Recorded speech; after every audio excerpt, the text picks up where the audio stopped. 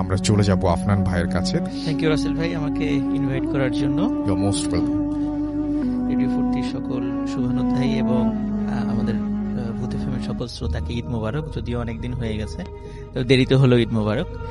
তো রাসেল ভাই, আজকে মানে সাধারণত দেখা যাচ্ছে যে মোটামুটি দুটো স্টোরি আমি সাধারণত বলি, তো আজকে চেষ্টা করব মানে দুটো তো বলবো এবং মানে বেশ কয়েকটা বলবো, এবং আজকে মানে আমার নিজের এক্সপেরিয়েন্স আছে এমন কয়েকটা বিষয় আজকে বলবো ইনশাআল্লাহ। মানে সাধারণত দেখা যাচ্ছে আমার নিজের সাথে নাই এমন বিষয়গুলো সাধারণত বেশি বলি, তো আজকে মানে যেটা নাই সেটাও বলবো, যেটা আছে সেটাও বলবো ইনশাআল্লাহ। তো রাসেল ভাই, ফার্স্ট যেটা শুরু করব সেটা আমি আমাদের রাজবাড়িরই ঘটনা, সেটা দিয়ে শুরু করব।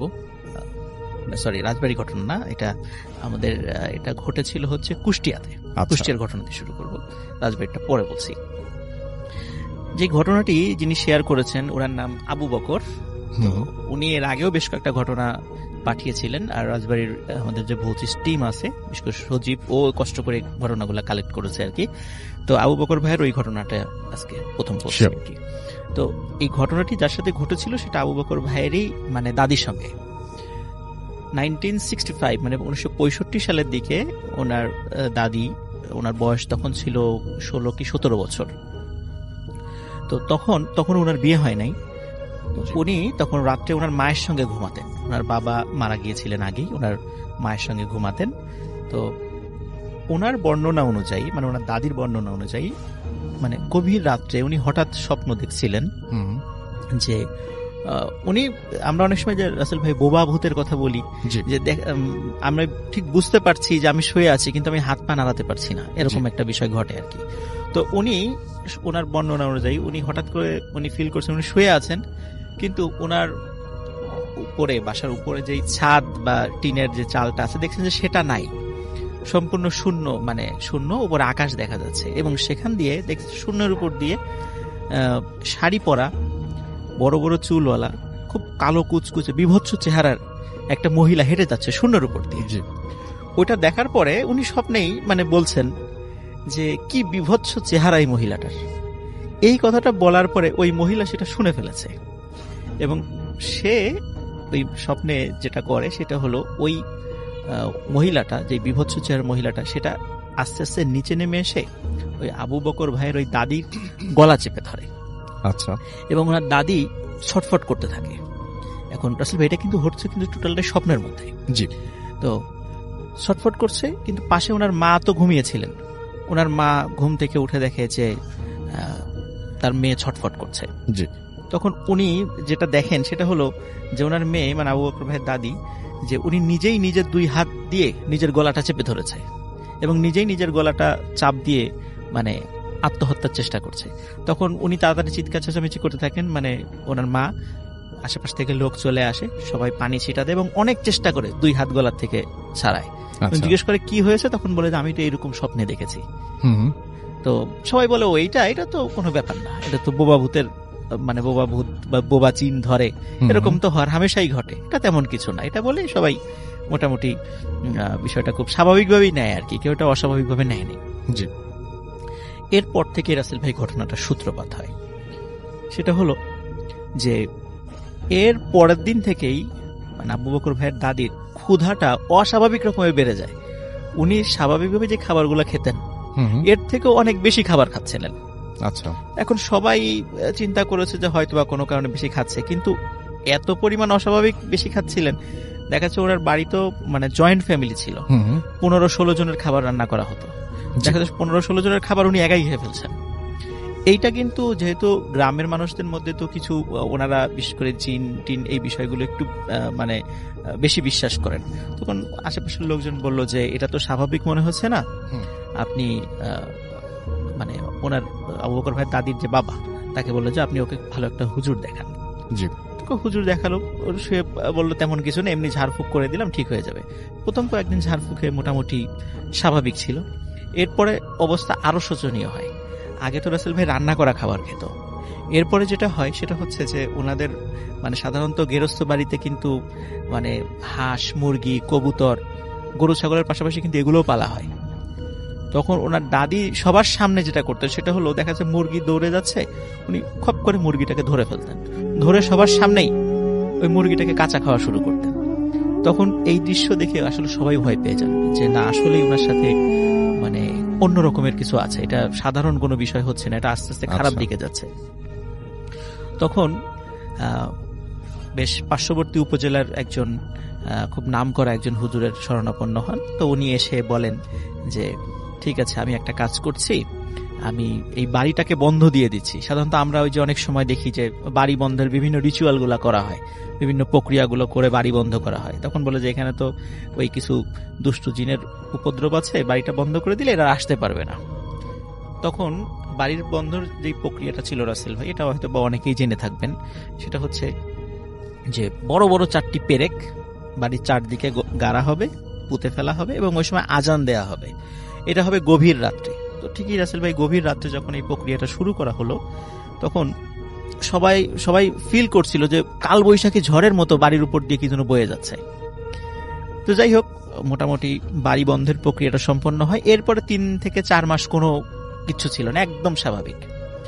তো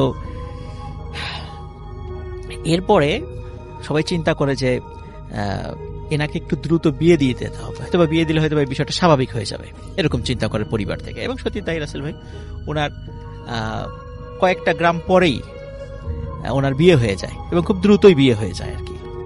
তো বিয়ে হয়ে যাওয়ার পরে ওই ফ্যামিলির লোকজন আবার এই বিষয়গুলো জানতেন না, যে এই বিষয়গুলো যে ওনার সাথে ঘটেছে এগুলা জানতেন না, এই বিষয়টা আসলে তারা গোপন করেন।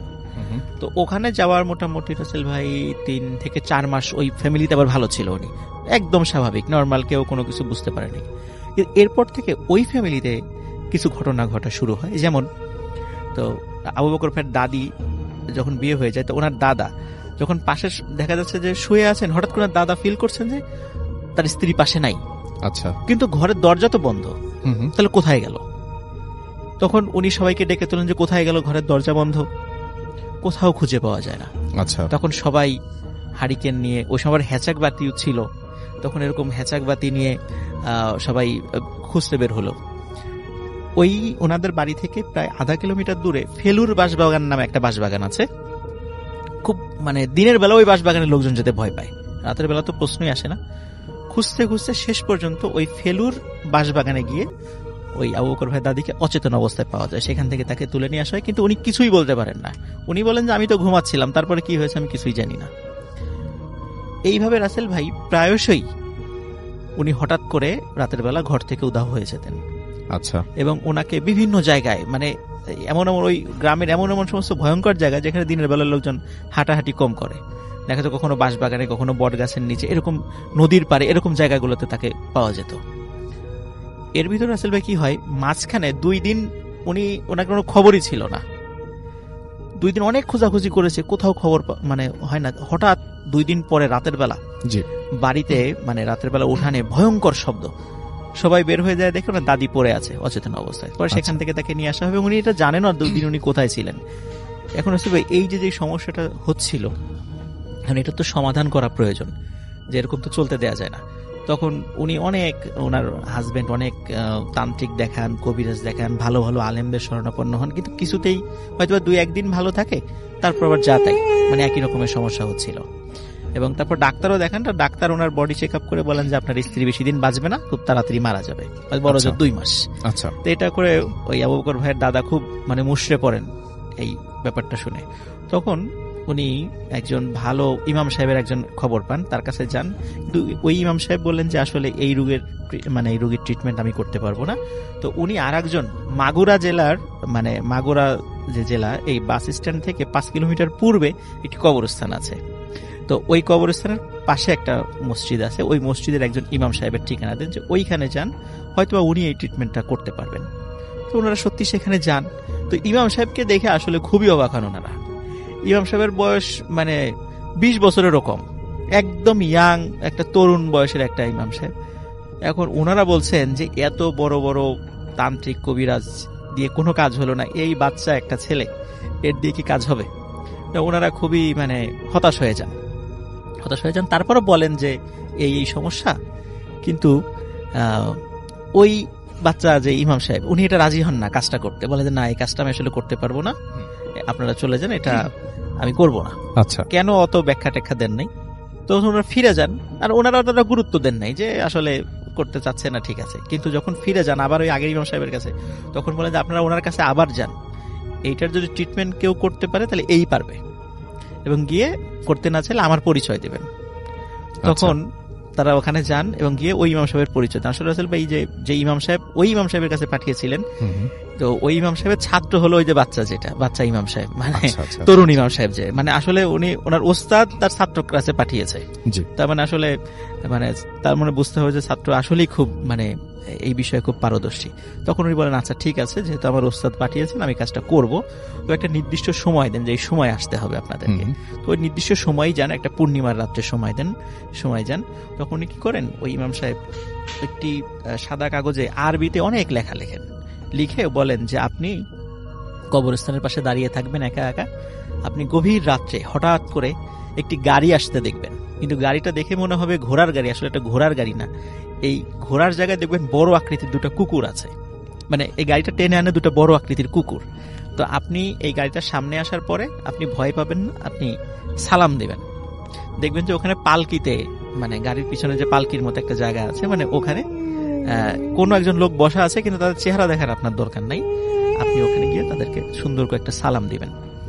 তখন সত্যি রাসেল ভাই গভীর রাত, উনি একা একা দাঁড়িয়ে আছেন, বেশ অনেকক্ষণ পরে সত্যি সত্যি ওই গাড়িটা চলে যায়, কিন্তু ওই গাড়িটা দেখে উনি মারাত্মক ভয় পান, কারণ ভয়ঙ্কর আকৃতির দুটা কুকুর, এবং গাড়ির সামনে আবার দুইটা লোক, মানে অনেক লম্বা দুটো লোক হেঁটে আসছিল, কিন্তু উনি দাঁড়িয়ে আছেন, ওই লম্বা লোক দুটো তাদের ওনাকে দেখে কিছু বলে নাই, কিন্তু গাড়ি যখন ওনার কাছাকাছি চলে আসে তখন উনি লম্বা করে একটা সালাম দেন। তখন হঠাৎ করে সব গাড়িটা দাঁড়িয়ে যায়, আর এক চুলো নড়ে না।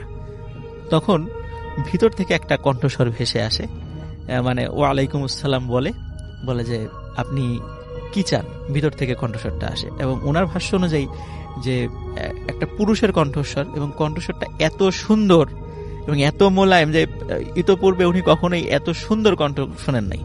ভিতর থেকে এই শব্দটা আসে, তখন বলেন যে এই যে ইমাম সাহেব একটা চিঠি পাঠিয়েছেন আপনার জন্য। বলে আচ্ছা ঠিক আছে, আপনি চিঠিটা দিয়ে যান। তখন ওই পালকির মতো ওই জায়গার ভিতর থেকে হাত বের করে, তখন দেখে যে হাতটা অনেক বড়, মানুষের মতোই হাত, কিন্তু হাতটা মানে এতটা সাদা, মানে সাধারণত এত সাদা হাত সচরাচর হয় না। আচ্ছা, তো শুধু হাতটা বের করে হাতে চিঠিটা দেন।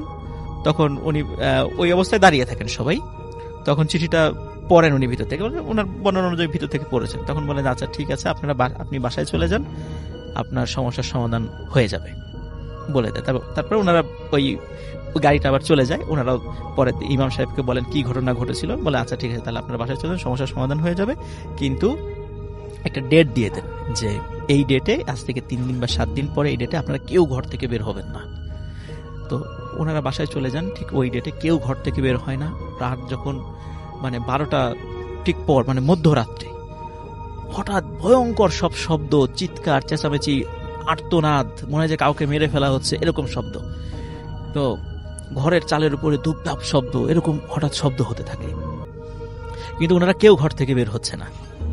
সকালবেলা রাসেল ভাই যখন ওনারা বের হন, তখন দেখেন যে 6টা কাক মানে আগুনে দগ্ধ অবস্থায়, মানে পুড়ে মারা গেছে, এরকম অবস্থা ওনার উঠানে পড়ে আছে।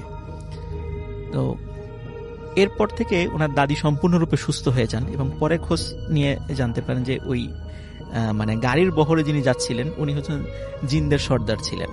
তো ওনার কাছে উনি ভালো জিন ছিলেন। ওনার কাছে যখন এই বিষয়টা বলা হয়, তখন ওনার বাড়িতে আসেন ওই নির্দিষ্ট দিনে, এসে দেখে যে ওখানে 6টা জিন থাকতো ওই বাড়িতে, এবং ওরাই এই আবু বকর ভাইয়ের দাদিকে উৎপাত করত। তখন ওদেরকে ধরে ওনারা মেরে ফেলেন, এবং মেরে ফেলার পরে ওর ডেড বডিটাই ওই অবস্থায় পাওয়া যায়। তো এরপর থেকে ওই বাড়িতে আর কোনো সমস্যা হয় নাই, উনি স্বাভাবিকভাবেই জীবনযাপন করেছেন, অনেক দিন জীবিত ছিলেন, অনেক দিন। পরে বার্ধক্যজনিত কারণে মারা গেছেন। তো এটাই ছিল রাসেল ভাই first story. Thank you so much. আমাদের আরো একজন নতুন অতিথি আমাদের সাথে আছেন। আজকে আমার ঘটনাটা হলো আসলে গত বছর শীতের সময় আমি যাই হলো আমার দাদাবাড়িতে।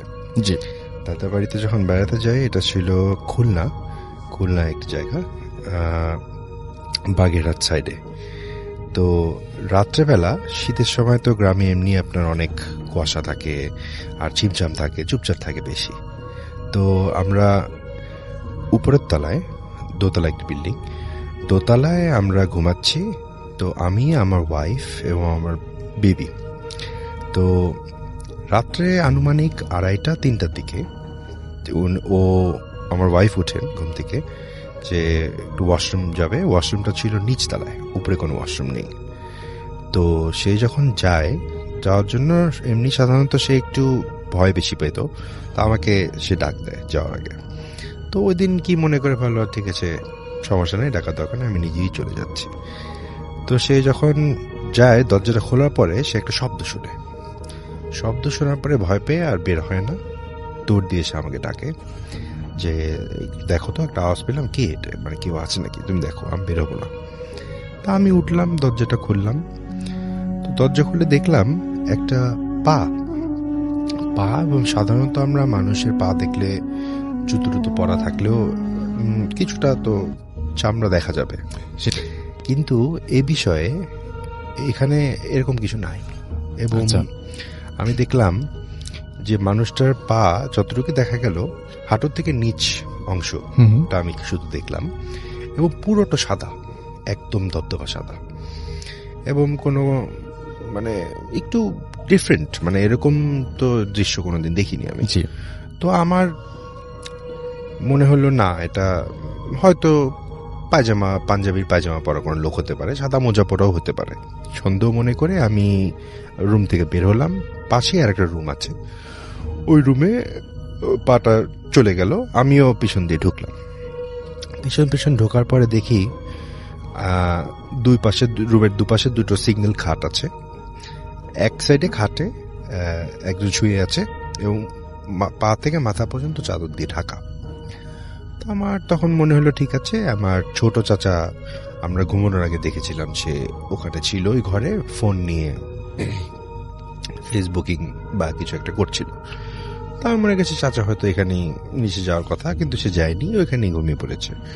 তো ঠিক আছে, তো আমি রুমে ফেরত আসলাম যে না, ওরকম কেউ তো আমি দেখলাম না, এবং সম্ভবত ওই রুমে তো চাচা ঘুমানো, ওখানে তো কেউ ঢুকেনি। তো আমার বউয়ের প্রথম সন্দেহ ছিল যে এটা কোনো চোর নাকি। তো আমার তখন একটু সন্দেহ হয়েছিল যে এটা চোর না, এটা অস্বাভাবিক কিছু যেটা আমরা শুনে থাকি। তো আমি ওকে বললাম না ঠিক আছে তুমি ঘুমিয়ে পড়ো, এটা তেমন কিছু না। তারপরে ওকে নিয়ে আমি ওয়াশরুমে গেলাম। সকালবেলা আমি আমার চাচাকে যখন জিজ্ঞেস করলাম যে চাচা, আমরা রাত্রে তো এরকম একটা ঘটনা ঘটলো, আপনি তো ওই রুমেই ছিলেন, আমি তো আপনাকে দেখলাম। তখন সে আমাকে বলল যে না, আমি তো রাত্রেবেলা ছিলাম রুমে সঠিক, কিন্তু এরপরে তো আমি নিচে চলে গিয়েছিলাম আমার পরিবারের সাথে সাথে। তখন একটু ভয় লাগলো যে তাহলে কি আমি অন্য কিছু দেখলাম। পরে আমার দাদি, উনি এখন আর নেই, তো উনি তখন এই ঘটনাটা শুনে উনি অপেক্ষা করলো যে আমার স্ত্রী আমার থেকে একটু দূরে যাক, তারপরে সে কথা বলবে। আচ্ছা, তারপরে আমাকে সে ডেকে নিল কিছুক্ষণ পরে, সুযোগ বুঝে গেলাম। তখন আমাকে সে বলে যে ও অনেকদিন ধরেই আছে, এবং তোর দাদা মারা যাওয়ার পর থেকে আমি প্রায়ই দেখি, কিন্তু সে ক্ষতিকর কিছু করে না, ক্ষতিটতি কিছু করে না, এমনি আছে। এটা তার বিশ্বাস। তো এইটার পরে মোটামুটি একটা ধারণা হলো যে ঠিক আছে, তাহলে আসলেই মনে হয় কেউ আছে। তারপরে ঢাকায় ফেরার পরে আমি আমার ওয়াইফকে বলি যে দাদির সাথে এই কথা হয়েছিল এবং চাচার সাথে এই কথা হয়েছিল। ও তো ভয়ে শেষ। আমারও ভয় ভীতি অবশ্য একটু কম, তবে এই অভিজ্ঞতার পরে একটু ইয়ে লেগেছিল যে আচ্ছা ঠিক আছে, এই আর কি ঘটনা। Thank you so much. Afnan ভাইয়ের কাছে আবার ফিরে যাই। থ্যাংক ইউ রাসেল ভাই। এবার যে সেকেন্ড স্টোরিটা শেয়ার করব, এটার সাথে আমি ইনভলভ আছি কিছুটা। আচ্ছা, অনেকদিন পরে আজকে মানে আমার মোটামুটি রিলেটেড একটা ঘটনা আজকে বলবো। রাসেল ভাই, সময়টা ছিল 2016 সালের একদম শেষ দিকে। তখন আমি আপনার ওয়ার্ল্ডের একটা রিনাউন্ড মাল্টিন্যাশনাল কোম্পানি, একটি কুরিয়ার কোম্পানিতে আমি চাকরি করতাম, সিনিয়র এক্সিকিউটিভ হিসেবে এয়ারপোর্টে আমি চাকরি জব করতাম। আচ্ছা, তো তখন আমাদের ওই কোম্পানিটা তখন আবার আর একটা মাল্টিনেশনাল কোম্পানির সাথে মার্জ হয়ে যায়, মানে ওইটা কিনে নেয় আর কি। তো কিনে নেওয়ার ফলে যেটা হয়, মানে রেগুলার অনেক শিপমেন্ট আসতো। ওই শিপমেন্টগুলো আবার আমাদের যিনি এয়ারপোর্ট মানে যিনি ম্যানেজার ছিলেন, ওই স্যারকে আবার এগুলো অনেক কষ্ট করে আবার মানে হেড অফিসে গিয়ে মানে গুলশানে এসে এটা করতে হতো আর কি। তো একদিন যেটা হয় রাসেল ভাই, উনি গুলশানে আসেন, আসার পরে উনি কাজ যাই হোক করেন আর কি। কিন্তু আমি মাঝে মাঝে আসতাম, মানে আমাদের কাজ ওইভাবে এখানে ছিল না, হঠাৎ হঠাৎ আসতাম জরুরি কোনো কাজ থাকলে। তবে এমনিতেই আমি একদিন আসি, নতুন অফিস দেখার জন্য আসি আর কি। তো আসার পরে আমি যখনই ওই মানে নতুন একটা মানে মেইন বিল্ডিং ছাড়া আর একটা বিল্ডিং এ অফিসটা নেওয়া হলো পাশেই আর কি, আর একটা জায়গায়। তো আমি যখনই রাসেল ভাই ঢুকি, পুরো বিল্ডিংটা এসি করা ছিল।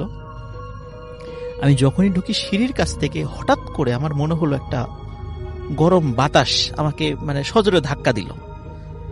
তো আমি চিন্তা করলাম যে চারদিকে আটকানো এরকম গরম বাতাস বা এই টাইপের জিনিস আসার কথা না, তারপর হতে পারে, হয়তো বা হতেই পারে, এই চিন্তা করলাম। তো আমি ভিতরে গেলাম, যাওয়ার পরে আমার এক কাজিন ছিল ওখানে জব করতো, তো ওর সাথে কথা টথা বলে আমি জিজ্ঞেস করলাম যে আসলে মানে ঢোকার সাথে সাথে এরকম একটা বিষয় হলো। তখন দেখলাম যে সবাই একে অন্যের দিকে মানে তাকাচ্ছে, মনে হলো যে ওরা কিছু লুকালো আর কি। আচ্ছা। তারপর যাই হোক আমি ওখান থেকে চলে আসি বাসায়। আমি এই ঘটনার 2 দিন পরে, মানে যখন কাজের প্রেশারটা একটু কম ছিল, সাধারণত আমাদের স্যাটারডেতে মাল ডেলিভারি হতো না এয়ারপোর্টে, ওই দিন আমাদের প্রেশারটা খুব কম থাকতো। আচ্ছা। তো ওই দিন আমি আমার ম্যানেজার স্যারের সাথে ঘটনাটা শেয়ার করলাম যে স্যার এই তো ঘটনা, আমি তো গেলাম, যাওয়ার পরে মানে হঠাৎ করে এই একটা বিষয় আমার কাছে একটু খটকা লাগলো। মানে আমি এমনিতেই আসলে শেয়ার করেছি ওনার সাথে। আচ্ছা। তখন রাসেল ভাই উনি ওনার এক্সপিরিয়েন্সটা শেয়ার করেন।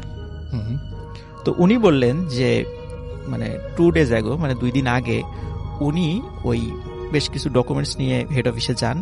যাওয়ার পরে কাজ শেষ করতে করতে অনেক রাত হয়ে যায়।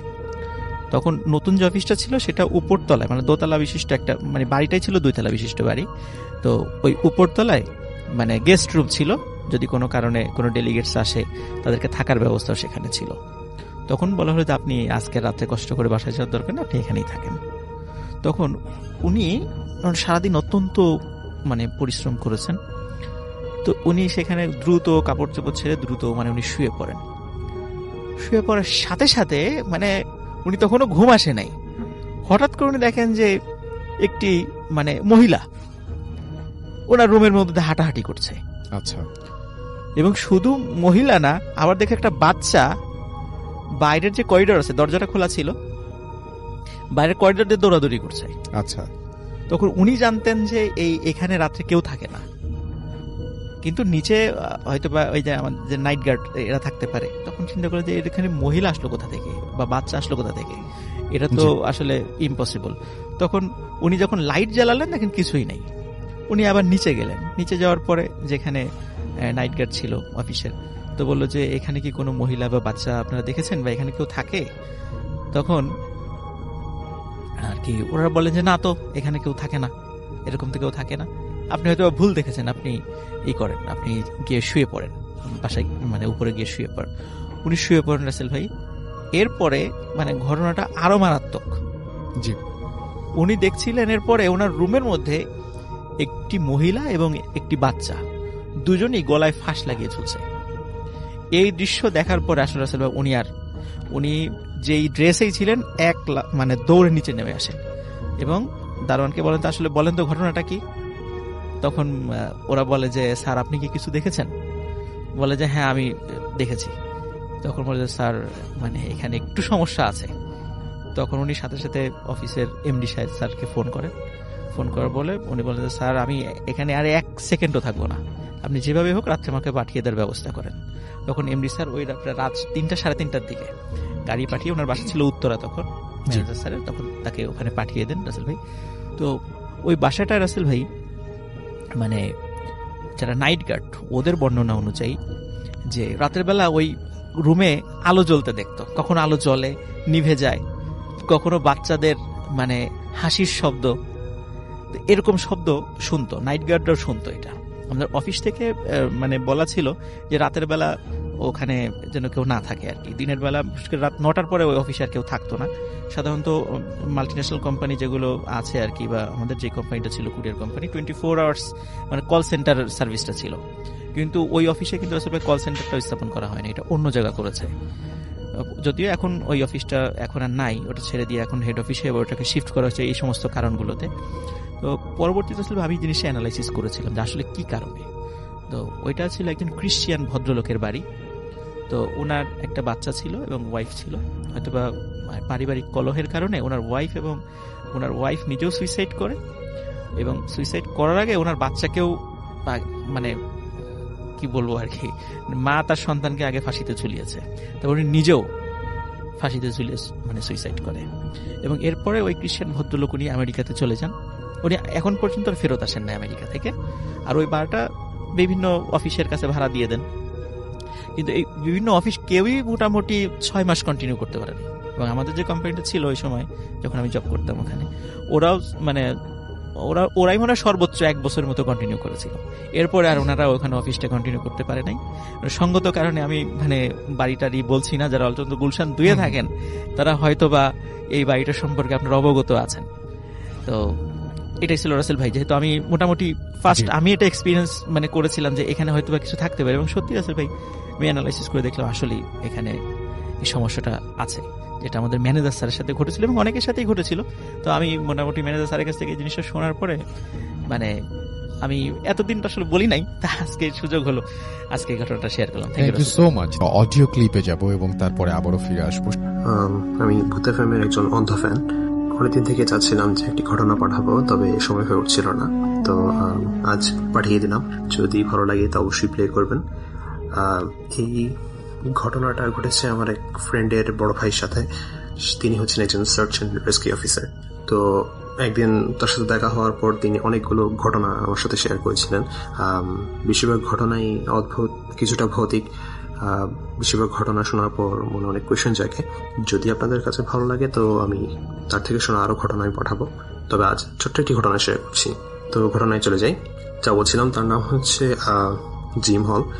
তিনি কাজে জয়েন করার 6 মাস পর এই ঘটনা ঘটে তার সাথে। তো তারা একটি কল পান যে একজন ক্লাইম্বার 2 দিন কি 3 দিন হয়ে গেছে, এখনো তার কোনো খোঁজ পাওয়া যাচ্ছে না। মানে এই সময়ের ভিতরে তার ফিরে আসার কথা, তবে আসেননি। তো যে জায়গায় এই ঘটনা ঘটে তারা সেখানে যান এবং তাদের টিম ঠিক করা হয় ক্লাইম্বিং করার জন্য। মানে তাদের ধারণা চূড়ায় বা চূড়া আশেপাশে বা মাঝপথে কোনো এক জায়গায় তিনি হয়তো হারিয়ে গেছেন, আহত হয়েছেন, এরকম সাধারণত এরকম ঘটনা ঘটে থাকে। তো তারা চূড়ে ওঠার প্রস্তুতি নেন। তো অর্ধেক ওঠার পর ওই আহত ব্যক্তি, যার নাম কিনা রবার্ট, তাকে খুঁজে পান। তার ডান পা ভেঙে গিয়েছিল এবং খুব খারাপভাবে জখম হচ্ছিলেন তিনি। তার পা দেখে মনে হচ্ছিল তিনি অনেক রক্ত হারিয়েছেন এবং তার এই জখম হয়েছে মূলত উপর থেকে পড়ার কারণে। তো তাদের কাছে জিনিসটা একটু অড লাগে, কারণ যাকে খোঁজা হচ্ছিল তিনি একজন প্রফেশনাল ক্লাইম্বার। জিনিসটা ঘটা খুবই অদ্ভুত। তাও তারা দুর্ঘটনা হতেই পারে, সেজন্য তাকে দ্রুত হসপিটালাইজ করার জন্য হেলিকপ্টার কল করেন। তো হেলিকপ্টার আসার জন্য তারা ওয়েট করছিলেন। ইন দ্য মিন টাইম কয়েকজন মানুষ তাকে আর অন্যান্য যারা অফিসার ছিলেন তারা জিজ্ঞেস করেন যে কি হয়েছিল, কিভাবে তার অবস্থা হয়। তখন সবাই অ্যাকচুয়ালি একটা রেশনাল এক্সপ্লেনেশনের জন্য ওয়েট করছিলেন, তবে তিনি যা বলেন সেটি হচ্ছে totally out of the box. তিনি বলছিলেন যে এখানে আসার পর তিনি ক্লাইম্বিং করা স্টার্ট করেন এবং ইভেনচুয়ালি তিনি একদম চূড়ায় উঠে যান। তো চূড়ায় ওঠার পর তা আমি বলে রাখি যে এই ঘটনা ঘটেছিল সামারে। সো সামারে নর্থ আমেরিকায় অবভিয়াসলি কোনো স্নো থাকবেই না। তো তিনি চূড়ায় ওঠার পর একজন লোককে দেখতে পান। সবচেয়ে অদ্ভুত হচ্ছে ওই সময় ওই লোকটি পার্কা পরেছিল। পার্কা হচ্ছে এক ধরনের জ্যাকেট, খুবই ভারী জ্যাকেট, ঠান্ডার সময় পরা হয়। সাধারণত আপনি যদি -25-30 ডিগ্রি সেলসিয়াস যদি থাকে বাইরে, পার্কা আপনার শরীরকে ভালোই গরম রাখে। তো বুঝতে পারেন যে এটা খুব ভালো একটা ইনসুলেটর। তো গরমের সময় যখন 25-28-30 ডিগ্রি এটি পরার কোনো মানেই হয় না, কিন্তু ওই সময় ব্যক্তি পার্কা পরেছিলেন এবং অন্যান্য শীতের কাপড় চোপড় পরেছিলেন। তো রবার্ট যখন ওই লোককে হালকা ট্যাপ করেন শোল্ডারে কথা বলার জন্য, জাস্ট এমনি ক্যাজুয়াল কথা বলার জন্য ট্যাপ করেন, যখন ওই লোকটি রবার্টের দিকে ফিরে তখন রবার্ট দেখতে পান যে তার মুখের জায়গায় পুরো হলো, মানে পুরো শূন্যস্থান। মুখের কোনো অবয়ব নেই, কোনো কাঠামো নেই, জাস্ট একটি হলো। মনে হচ্ছে অনেকটা দ্য হল অফ ম্যান ছবির মতো। ওই মানুষকে যখন আপনি মানে বৈজ্ঞানিক উপায়ে ইনভিজিবল করা হয়, কিন্তু তার উপর যখন কাপড় চাপানো হয় দেখা যায় যে তার বডি কাপড়ের নিচে আছে, এটা অ্যাকচুয়ালি কাপড় সরানোর পর দেখা যায় যে তিনি নেই, অনেকটা ওই রকম। কিন্তু এটা কখন কোনো মুভি না, এটা হচ্ছে রিয়েল লাইফ ঘটনা। ইভেন ওই ঘটনা শোনার সময় আমার হাতের রোম দাঁড়িয়ে গিয়েছিল, গুজবাম হচ্ছিল।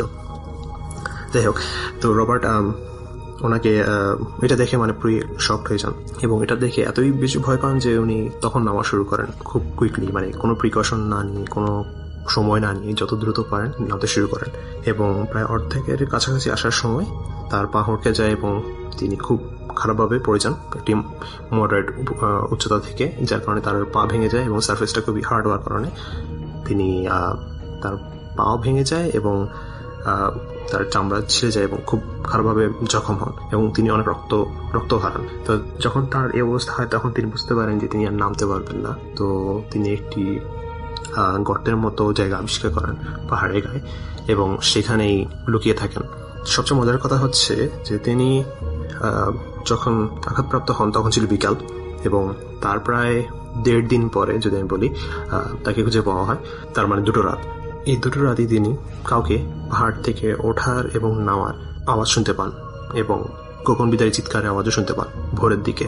এই ছিল মূলত ঘটনা। এই ঘটনার পর মানে 1.5 দিন পর সকালে তাকে খুঁজে পাওয়া হয়। তো এইটি শোনার পর মানে সবাই একটু হতবাক হয়ে যান যে জিনিসটা আসলে কি। জিনিসটা একবার চিন্তা করুন, সামার, একজন লোক পার্কা এবং শীতকালীন কাপড় পরে রয়েছে, কিন্তু তার কোনো বডি নেই, কোনো শরীর নেই, জাস্ট কাঠামোটা রয়েছে, অন্য কিছুই নেই। জিনিসটা খুবই অদ্ভুত, অবশ্যই ভৌতিক যদি আপনি চিন্তা করেন যে আশেপাশে কোনো জনমানব নেই। জিনিসটা খুবই অদ্ভুত। তো এই ছিল ঘটনা।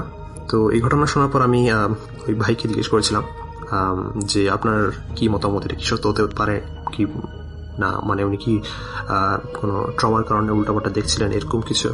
তখন তিনি বলছিলেন হ্যাঁ, এটা একটা সম্ভাবনা থেকেই যায়, তবে আমার যা মনে হচ্ছে এরকম কিছু হয়নি, কারণ মূলত তিনি একজন প্রফেশনাল ক্লাইম্বার। তো ট্রমার কারণে তিনি এরকম উল্টাপাল্টা বলবেন বা অত্যধিক পরিশ্রমের কারণে বলবেন, এই জিনিসটা আসলে মানা যায় না।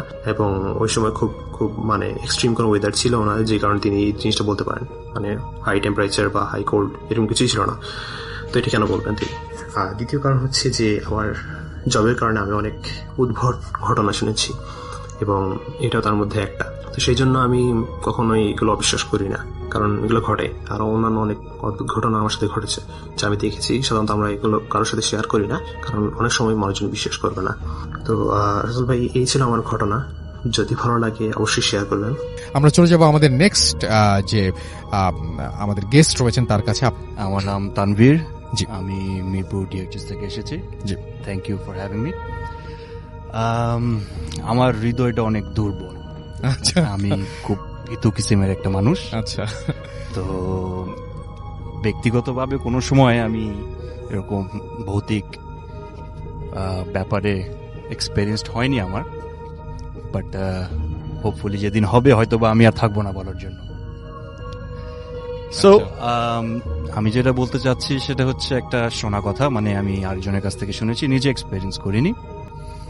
সেটা হচ্ছে আমি ছোটবেলায়, this is a story back in 95, যখন আমার বয়স 5 বা 6 বছর বয়সে, আমি আমার বাবা মার সাথে দাদাবাড়ি গিয়েছিলাম গাইবান্ধায়।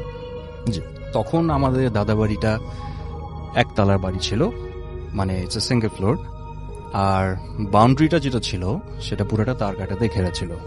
আচ্ছা, তো রাত তখন হয়তো বা বাজে 2:30 বা 3টা, মোস্টলি এই টাইমটাতেই সবকিছু হয়। হ্যাঁ, 3টা খুবই একটা মানে অন্যরকম ধরনের একটা টাইম। সো ওই টাইমটাতে আমরা সবাই ঘুমোচ্ছিলাম, তো হুট করে ছাদে মনে হচ্ছিল কেউ যিনি হাঁটছে। এখন একটা নর্মাল মানুষ যখন হাঁটবে আর যখন একজন ভারী মানুষ হাঁটবে তখন কিন্তু একটা তফাৎ হবে, সেটাই। সো যেহেতু বাসাটা সিঙ্গেল ফ্লোর ছিল, উপরে হাঁটাটা কোনো মানে হাঁটাটা প্রশ্নে আসে না, হাঁটাটা, বিকজ সিঙ্গেল ফ্লোর। আর উপরে যদি কেউ উঠে, it's either going to be একটা কেউ চোর হতে পারে অথবা ডাকাত। সো এই আওয়াজ পেয়ে স্বাভাবিকভাবে আমার বাবা মা তো না, বাবা, চাচা এবং আরেকজন ছিল আমার চাচা, তো ওনারা 3জনই বের হয়ে গিয়েছে বাসা থেকে। এখন ছাদটা আমাদের সিঙ্গেল ফ্লোর যে ছাদ ছিল এটা উঠতে হলে একটা মই দরকার ছিল, মই আচ্ছা। ছাড়া ছাদে ওঠা সম্ভব ছিল না। সো ওনারা তাৎক্ষণিকভাবে মইটা নিয়ে ছাদে উঠলেন, কিন্তু কাউকে পেলেন না। আর সেই টাইমে গ্রামবাসীদের ইলেকট্রিসিটির ফ্যাসিলিটিটা কম ছিল, সো আলোটা তেমন একটা ছিল না। So they had to carry torch light in order to see যে রাতেবেলা কে কোথায় কি করছে। তো ওনারা ছাদে উঠে টর্চ লাইট দিয়ে যখন দেখলেন যে কেউ নেই, তখন ব্যাপারটা সবারই একটু নাড়া দিয়ে উঠলো যে যেটা হচ্ছে কি অ্যাকচুয়ালি জিনিসটা কি, কারণ বাউন্ডারি তো তার কাটাতে ঘেরা, আর কেউ যদি আসেও তার তো যেতেও সময় লাগবে, আর আওয়াজ তো পাবো যেতে গেলে। তো এরকম কোনো যখন সাইন্স পেল না, তখন স্বাভাবিকভাবে সবাই একটু ভয় পেয়ে উঠল। কিন্তু তারা যখন নেমে আসে, তখন একটা কালো বিড়ালও তাদের সাথে নেমে আসলো। এইটা আমি নিজে দেখেছিলাম এবং আমার সাথে যারা আমার বাবা ছিল, চাচা ছিল, তারাও দেখেছিল। তো এই জিনিসটা আমার কাছে অস্বাভাবিক লেগেছে এবং তাদের কাছেও, যে কেউ ছিল না কিন্তু কালো বিড়ালটা ছিল, কালো বিড়াল। ফার্স্ট অফ অল সেটা হচ্ছে যে ওপরে যদি কেউ হাঁটার পরে যখন সবাই বেরিয়ে এসে যদি কেউ দেখতে চায় যে ওপরে কে হাঁটছিল, তার তো নামার রাস্তা একটাই। সুতরাং যদি ওপরে কেউ থাকে তাহলে ওই দিক দিয়েই নামবে। জি। এবং উপরে যে যখন খোঁজা হলো তখন দেখা গেল যে কেউ নাই। জি। সো কালো বিড়ালটা যখন দেখলো সবাই, তখন তাদের যে ভয়টা ছিল ওটা আরো দ্বিগুণ হয়ে গেল। আচ্ছা। সো এই এতটুকু স্টোরিটাই যেটা আমি নিজে ফেস করেছিলাম, বাট তাও তখন তো আমি ছোট ছিলাম, অতটা আমার বুঝ ছিল না। So this was the small story that I faced during my life time. Thank you so much. আমরা চলে যাব আবারও আপনার ভাইয়ের কাছে। ভাইয়া এখন যেটি শেয়ার করবো এটা আমাদের রাজবাড়ির ঘটনা। ঘটনাটি আসলে অনেক আগে, প্রায় আমাদের মুক্তিযুদ্ধের আগের ঘটনা। তো যার সঙ্গে ঘটেছিল ওনার নাম ছিল হচ্ছে জলিল। উনি পেশায় এলো কসাই ছিলেন। মানে ওনার প্রফেশনটা ছিল কসাই। বয়স খুব বেশি ছিল না, তো বয়স 20 থেকে 25-এর মধ্যে ছিল বয়স। ওনার বাড়ি ছিল রাজবাড়ির সদর থানার অধীনেই উড়াকান্দা নামক একটা জায়গা আছে। এটা একদম নদীর পারে আর কি, একদম পাশে। তো রাজবাড়িটা পদ্মা নদীর পাশে অবস্থিত, বেশ একদম নদীর কাছাকাছি ওনার বাড়ি ছিল। উনি সাধারণত সন্ধ্যার পরে সাইকেল চালিয়ে বাসায় চলে যেতেন। মানে এটা ছিল তার দৈনন্দিন একটা কাজ আর কি। তো একদিন উনি কোনো কারণে বেশ কিছু কাজ শেষ করতে করতে দেরি হয়ে যেত, কারণ ওনাদের কাজটা ছিল রসুল ভাই ওই পরের দিন যেই পশুগুলো জবাই করা হবে সেগুলো একটু ম্যানেজ করে তারপর যেতেন আর কি। এই জন্য আবার কখনো কখনো একটু ম্যানেজ করতে একটু দেরি হয়ে যেত।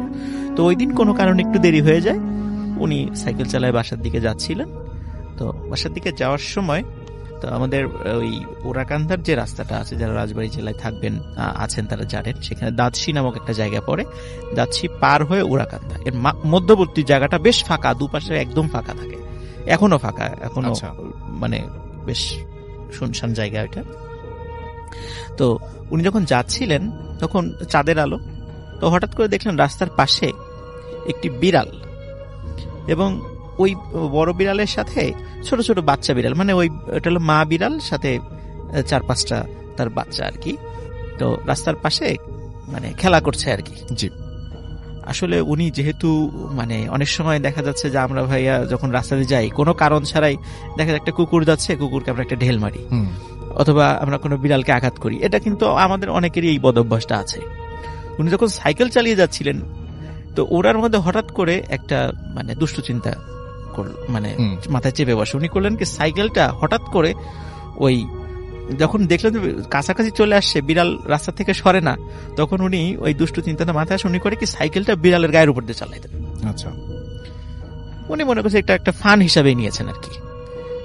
স্বাভাবিকভাবে আমরা পশুদেরকে আঘাত করি, উনি ওইভাবেই একটা ফান মজা হিসাবে এটা নিয়েছেন আর কি। তো উনি যখন এই কাজটি করেন, একবার পিছন দিকে তাকান, তখন দেখলেন যে ওই বড় বিড়ালটা খুব ছটফট করছে। একটা পশুকে যদি জবাই করে ফেলা হয় তখন দেখা যায় যদি যেমন ছটফট করে, লাফালাফি করে, বিড়ালটা ওইভাবে ছটফট করছে। তখন উনি একটু খুশি হন যে যাক, আঘাত দিতে পারছি, ভালো, রাস্তার পাশে থাকবেই কেন, এরকম একটা ভাব আর কি ওনার। তো উনি বাড়িতে চলে যান। তো এরপর রাসেল ভাই যেটা হয় আর কি, এরপরই থেকে আসলে ঘটনাটা শুরু। আচ্ছা। তবে এই বিড়ালের সাথে কি ঘটনাটা ঘটেছিল সেটা আমি একটু বলে তারপর আমি মূল ঘটনাতে যাব। ওখানকার স্থানীয় যারা লোক, যারা কৃষি কাজ করত, যখন ভোরবেলা তারা কৃষি কাজ করার জন্য এসেছে, তখন দেখে যে একটি বিড়াল এরকম মৃত অবস্থায় পড়ে আছে, এবং 4-5টা বাচ্চা ওই ওই বিড়ালের ডেড বডির পাশে বসে আচ্ছা। আছে।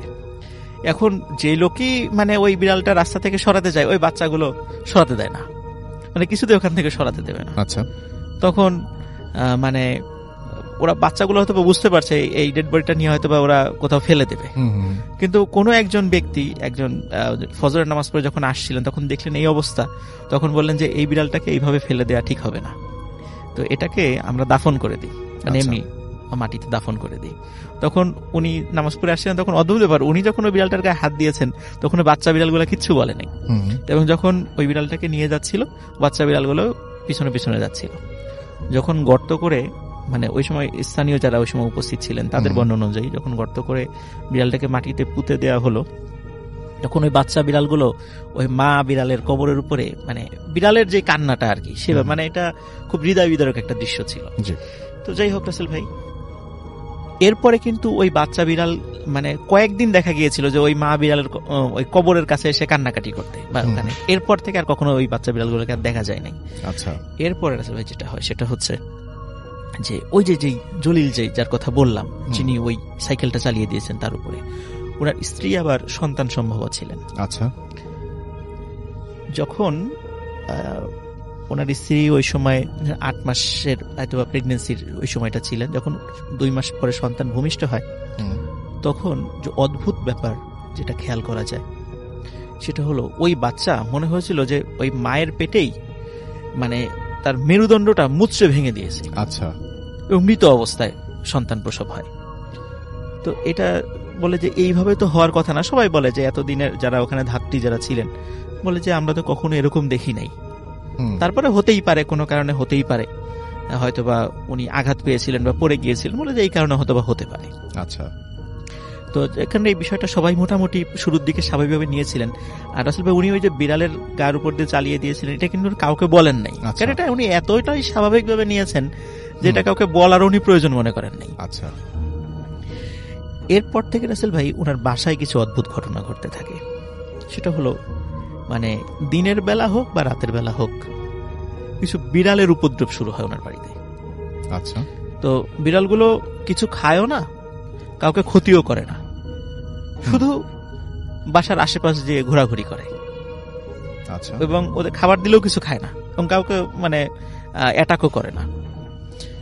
তো ওরা এটাও বিষয়টাকে আসলে স্বাভাবিকভাবে নিয়েছে বাড়ির সদস্যরা, এটা হতেই পারে, অনেক সময় এরকম বিড়াল টিড়াল আসে। কিন্তু দেখা যাচ্ছে কিছুদিন পর মানে বিড়ালের আনাগোনাটাও একটু বেশি হয়ে যাচ্ছে। প্রথম দিকে 2-3টা ছিল, পরে 4-5টা, তারপর 10টা, 12টা, 16টা, 20টা, এরকম করে আস্তে আস্তে মানে বাড়ছে। মানে বিড়ালটা এমন একটা অবস্থা যে বাড়ির চারদিকে বিড়ালগুলো থাকে, কিন্তু বাড়ির কাউকে ক্ষতিও করে না, কিন্তু মানে খুবই একটা অদ্ভুত ব্যাপার যে এত বিড়াল ওই বাড়িতে কোথা থেকে আসছে। এর মধ্যে রাসেল ভাই একদিন মানে ওই জলিল যিনি, উনি রাতের বেলা, কারণ গ্রামের বাড়িগুলোতে সাধারণত ওয়াশরুমগুলো বাইরে থাকে, তো উনি রাতের বেলা ওয়াশরুমের জন্য বাইরে বের হন। সময়টা ছিল তখন শীতকাল। তো উনি হাতে একটা হারিকেন ছিল। আচ্ছা, তো হারিকেনটা নিয়ে বের হন।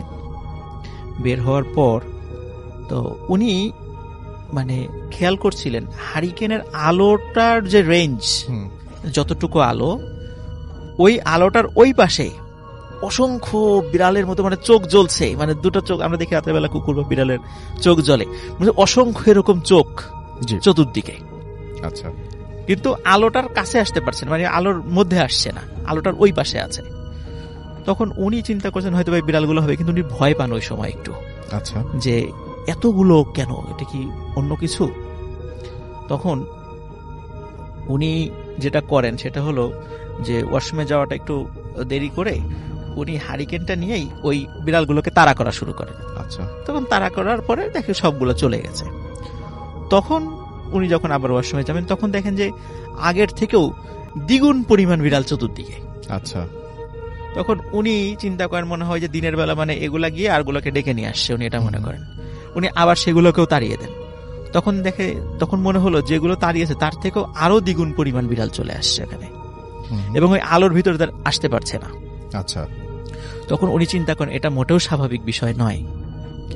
তখন উনি যেটা করেন সেটা হলো যে তখন উনি ওনার ঘরের দিকে যেতে থাকেন। এর মধ্যে কি হয় রাসেল ভাই, আসলে ওই হারিকেনটাতে আবার তেল ছিল খুবই কম, এটা উনি খেয়াল করেন নাই। উনি দেখলেন যে হারিকেনের তেলটা ফুরিয়ে গেছে, যে কোনো সময় হারিকেনটা বন্ধ হয়ে যাবে, এবং উনি খেয়াল করছেন এই আলোর রেঞ্জের মধ্যে তো আসতে পারছেন। উনি এটাও বুঝলেন যে যখনই এই আলোটা বন্ধ হয়ে যাবে তখনই এই বিড়ালগুলো আমাকে অ্যাটাক করবে। তখন উনি ঠিক ঘরের কাছাকাছি যখন আসার পরে হারিকেনটা ফেলেই এক দৌড়ে ঘরে চলে যান। তখন উনি জানালা দিয়ে দেখেন যে হাজার হাজার বিড়াল ওনার দরজার বাইরে। আচ্ছা, তখন উনি চিন্তা করেন যে এই ঘটনাগুলো কেন ঘটছে। তখন উনি পরিবারের সাথে শেয়ার করেন যে আমি তো এইরকম একটা ঘটনা ঘটেছিল, তো আমি তো বিষয়টা খুব স্বাভাবিকভাবে নিয়েছিলাম, কিন্তু এখন এই যে বাসায় যে এই পরিমাণ বিড়ালগুলো আসছে, আমার মনে হয় ঘটনা। তখন উনি যেটা করেন, উনি ওই যেখানে ওই বিড়ালটাকে উনি আঘাত করেছিলেন সেখানে আশেপাশের লোকজনের কাছে জিজ্ঞাসা করেন। তখন বলে হ্যাঁ, আসলে আমরাও তো এরকম একটা অদ্ভুত টাইপের বিড়ালকে কবর দিয়েছি, তো বিড়ালটা কবর দেওয়ার পর এরকম বাচ্চাগুলো আমরা দেখেছিলাম, এই ধরনের সব বিষয়গুলো উনি বর্ণনা করেন। তখন উনি বলছেন যে এটা আসলে কোনো স্বাভাবিক বিড়াল ছিল না। তখন এদিকে রাসেল ভাই ওনার যতগুলো সন্তানের পরে হয়েছিল প্রত্যেকেরই কিন্তু তারা মৃত অবস্থায় ভূমিষ্ঠ হয়েছে, এবং প্রত্যেকেরই একই রকম অবস্থা, মনে হচ্ছে ওদেরকে কেউ মানে মুচড়ে ওদের কোমরটা ভেঙে দিয়েছে। এইভাবে ওনার প্রায় 6-7টা বেবি ওনার এইভাবে মৃত অবস্থায় প্রসব হয় ওনার ওয়াইফের। তো এরপরে ভালো একজন মানে আলেমের সাথে পরামর্শ করেন। তখন বলেন যে আসলে ওই বিড়ালটা ছিল একটা মা বিড়াল। আচ্ছা, ওরা এমনিতেই চাঁদের আলোতে খেলা করছিল, তোমার উচিত হয় নাই ওর গায়ের উপর দিয়ে সাইকেলটা চালিয়ে দেয়া। তখন যেহেতু তুমি এটা অন্যায় করেছো, তো এটার পানিশমেন্ট হিসেবে এটা হচ্ছে, তো এটার সমাধান হলো যে আল্লাহর কাছে দোয়া করো, কারণ যেহেতু হত্যার বদলে হত্যা, ওরা জিনরা এটাই বিশ্বাস করে। তো আল্লাহর কাছে দোয়া করো, আল্লাহ যদি ওদের মনটা নরম করে দেয়, হয়তোবা তুমি এই জায়গা থেকে বের হয়ে আসতে পারবে।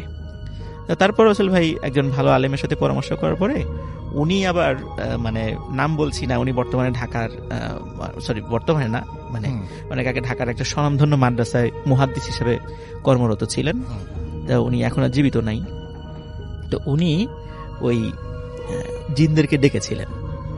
তখন ওরা বলেছিল যে সে যেহেতু ইচ্ছাকৃতভাবে ঘটনাটা ঘটিয়েছে, সুতরাং আমরা মানে প্রতিশোধ নেবই। তখন উনি বলেছিলেন যেহেতু একটা মানুষ উনি অন্যায় করেছেন, ওনার অনাগত সন্তানগুলো তার কোনো অন্যায় করেনি, তো তোমরা ওনাকে ছেড়ে দাও, ওনার পাপের প্রায়শ্চিত্ত যথেষ্ট হয়েছে, ওনাকে এবার মুক্তি দাও। তখন বলেছিলেন যে আপনি যেহেতু একজন খুবই পরহেজগার ব্যক্তি, তা ও যদি ওয়াদা করে যে আর কখনো এইভাবে মানে অকারণে কোনো মানে পশুকে বা কাউকে কষ্ট দেবে না, তাহলে আমরা চিন্তা ভাবনা করে দেখতে পারি। তবে ওই আলেমের রিকোয়েস্টেই পরবর্তীতে মানে ওই জিন্না তাকে ক্ষমা করে দেয় আর কি, এবং তারপর থেকে উনি স্বাভাবিকভাবেই জীবনযাপন করেন। ওনার সন্তানরা এখনো জীবিত আছে, মানে এখনো পরবর্তী যে সন্তানগুলো হয়েছিল তো তারা স্বাভাবিকভাবেই হয়েছিল। তা ওনার বংশধররা এখনো আছে আর কি, তারা ওরাকান্দায় বসবাস করে, রাজবাড়ী জেলা ওরাকান্দা নামক গ্রামে। আচ্ছা, তো এখানে রাসেল ভাই আমরা ওই যে শুরুতে যে বিষয়টা বললাম যে এই যে রাতের বেলা হোক বা দিনের বেলা হোক অকারণে বিভিন্ন প্রাণীদেরকে কষ্ট দেয়া, এটা হোক সেটা জিন না যাই হোক সেটা, কিন্তু এটা এভাবে কিন্তু আমাদের ধর্মেও কিন্তু বা হাদিসে বা এইগুলো বলা আছে যে অকারণে কোনো প্রাণীকে যেন আমরা কষ্ট না দিই। তো যে কোনো সময় এই ধরনের একটা বিপদ চলেই আসতে পারে। থ্যাংক ইউ রাসেল ভাই, থ্যাংক ইউ সো মাচ। একটা অডিও ক্লিপে যাব, তারপরে আবারও ফিরে আসবো। আসসালামু আলাইকুম রাসেল ভাই। সো আমি যে আমার ঘটনাটা শেয়ার করতে যাচ্ছি সেটা সম্ভবত 2011 or 12 এর দিকে, আমি এক্স্যাক্টলি মনে করতে পারছি না। আর আমার যে ঘটনাটি এটা আসলে ভূত এফএম মানে রাসেল ভাইকে নিয়ে। আমি আজও জানি না যে আমার ঘটনাটি কি কোনো ভৌতিক বা কোনো ভূত সম্বন্ধনীয়, বা এতটুকু আমি বলতে পারবো যে ঘটনাটি খুবই ইন্টারেস্টিং। সো আমি যখন বাংলাদেশে ছিলাম লাইক 2000, আমি ভূত এফএম শোনা শুরু করি লাইক 2011 থেকে। সো আমি অনেকটি এপিসোড মিস হতো না, সবসময় শুনতাম। এক কথায় আমি খুব বড় ফ্যান হয়ে গেছিলাম ভূত এফএম এর। সো এক্স্যাক্টলি আমি সালটি মনে হচ্ছে না আমার, মেবি 2012 অথবা 13 এর দিকে একটি এপিসোডে রাসেল ভাই আপনি বলেছিলেন যে আপনি কি জোকস করে বলেছিলেন নাকি সত্যি বলেছিলেন জানি না, আপনি বলেছিলেন যে যদি তুমি ভূত দেখতে চাও তাহলে রাত্রে বাথরুমে গিয়ে তুমি তোমার লাইট অফ করে 1 মিনিট অথবা 3 মিনিট এই যে মিররের সামনে দাঁড়ানোর জন্য, তারপর কি হয় সেটা আপনাকে জানানোর জন্য। আমি আসলে বুঝেছিলাম যে আপনি ব্যাপারটা আসলে মজা করে বলেছিলেন, আমি ট্রাই করার জন্য জিনিসটা করেছিলাম। আমি তো মানে মনে মনে হাসছিলাম যে এটা আবার হয় নাকি, এইটা আসলে ভাই কি বলেছিলেন।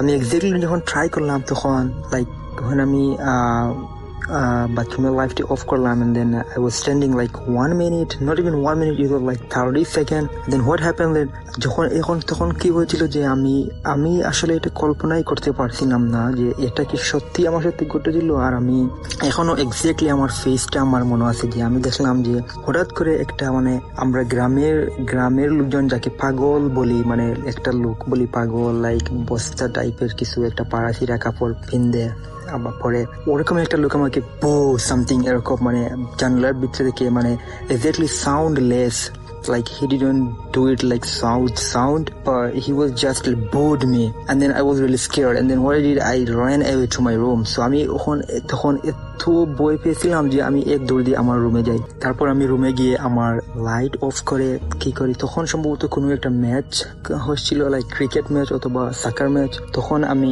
লাইক ব্যাপারটা ভুলে যাই। তারপর আমি ওই যে ম্যাচটা দেখতে শুরু করি, সম্ভবত বাংলাদেশের ম্যাচ ছিল অথবা কোনো একটা সাকার ম্যাচ ছিল। তারপর আমি ব্যাপারটা সম্পূর্ণ ভুলে যাই। তারপর কি হয়, যখন আমি আমার নিয়ম মাফিক আমি ঘুমিয়ে পড়ি, লাইক ঘড়ি 12টা 1টা অথবা 2টার দিকে।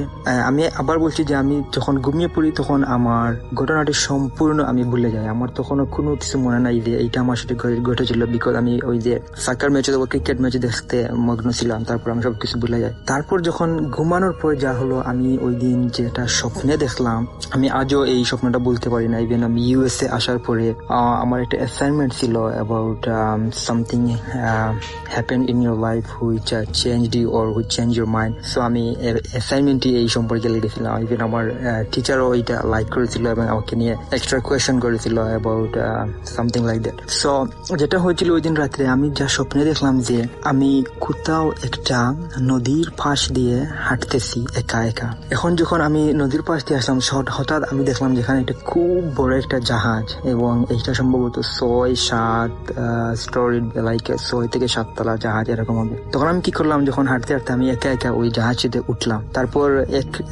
এক করে আমি একেবারে জাহাজের উপরে লাইক 7 তলা অথবা 8 তলা এখানে গেলাম। তারপর গিয়ে আমি দেখলাম এখানে প্রচুর লোক এখানে চিল করছে।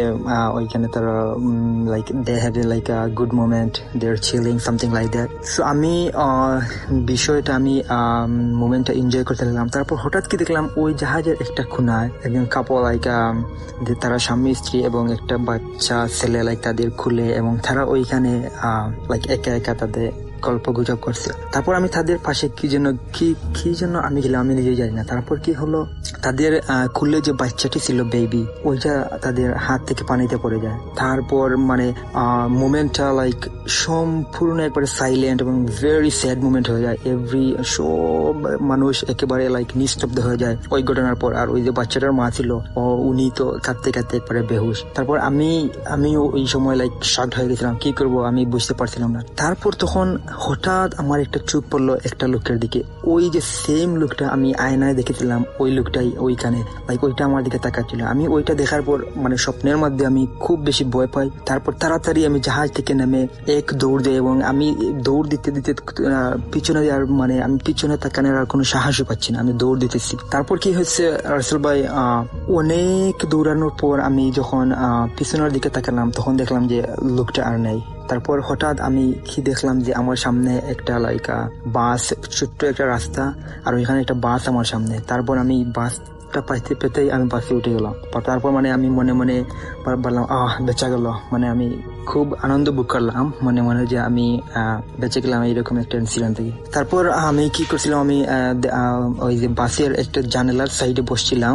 তারপর আমি যে জানালাটা খুলে দিয়ে বাতাস খাচ্ছি, আর তারপর হঠাৎ আমি মানে দেখি যে আমি বাসের মধ্যে ঘুমিয়ে পড়ছি। তারপর কি হয়েছে রাসেল ভাই, আমি হঠাৎ মানে স্বপ্নের মধ্যে আমি বাসের মধ্যে ঘুম ভাঙলো। তারপর কি দেখি, আমি হঠাৎ দেখি যে বাসে একটাও প্যাসেঞ্জার নেই, আর আমার ঠিক লেফট সাইডে যে লোকটা বনে আছে সেই লোকটা হচ্ছে সেম লোক যাকে আমি আয়নাতে দেখেছিলাম সরাসরি। তারপর স্বপ্নের মধ্যে আমি যে ওই শিপ বা জাহাজে দেখছিলাম ওই লোকটা আমার পাশে বসে আছে। তারপর মানে আমি মানে চিৎকার দিতে পারছি না, মানে আমি মনে মনে চিৎকার দিব, বাট আমি আমার সমস্ত শরীরটা ফ্রিজ হয়ে যায়, আমি কিছুই করতে পারছি না। তারপর লোকটা আমার সাথে প্রথমে আমার গায়ে হাত দিল, মানে ওইটা আমি খুবই ঠান্ডা ছিল লোকটার হাত। তারপর লোকটা আমাকে বুঝাইতে চাইলো যে don't worry, I am not gonna harm you.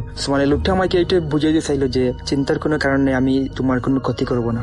তারপর লোকটা একটাই কথা আমাকে বলেছিল, ওই যে তার মানে স্বপ্নের মাধ্যমে লোকটা আমার হাতে কোনো একটা জিনিস দিছিল। তারপর লোকটা ওই একটাই কথা আমাকে বলেছিল, লাস্ট সেন্টেন্স যেটা হবে, ওই সেন্টেন্স আমি এখনো ওইটা লিখে রাখছি, এবং ওই সেন্টেন্সটা আসলে খুবই উপকারী আমি মনে করি আমার লাইফের জন্য।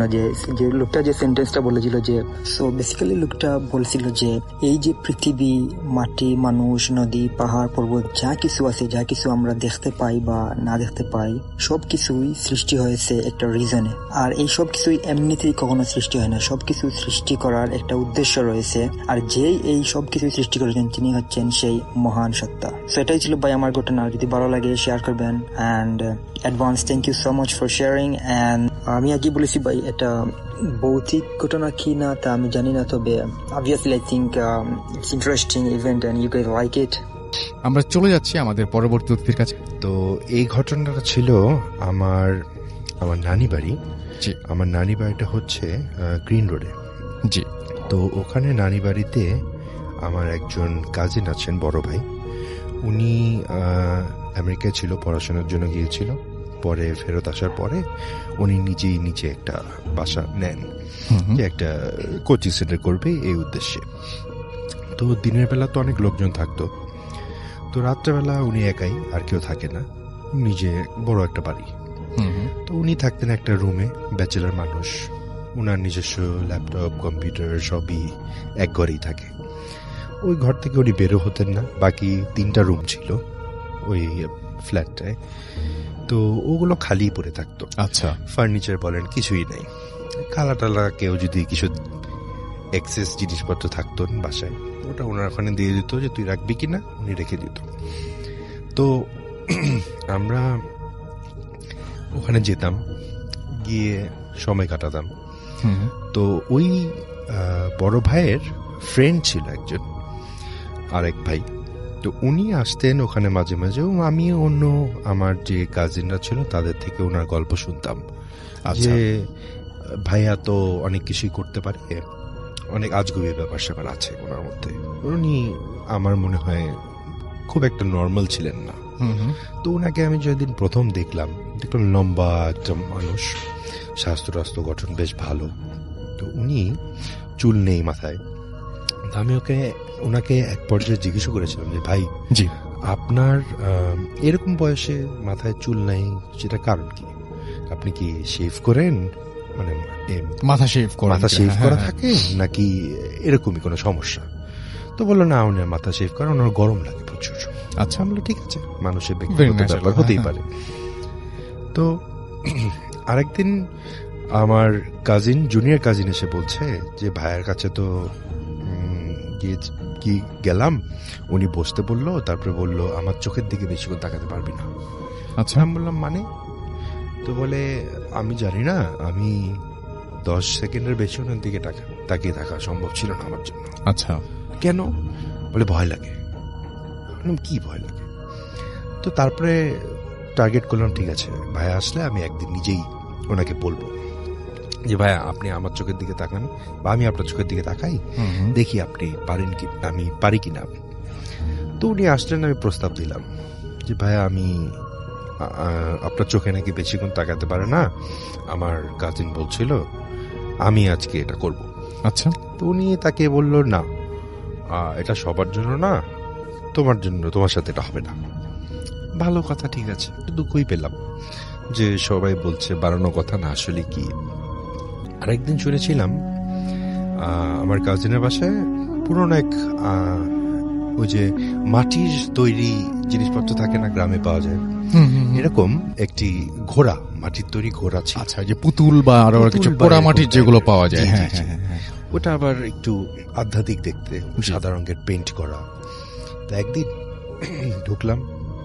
ঢুকে দেখলাম মেইন দরজা দিয়ে ঢুকে হাতের বাঁ দিকে একটা ঘোড়া রাখা, বেশ বড় আকারের। আমি জিজ্ঞেস করলাম, ভাই এটা কি?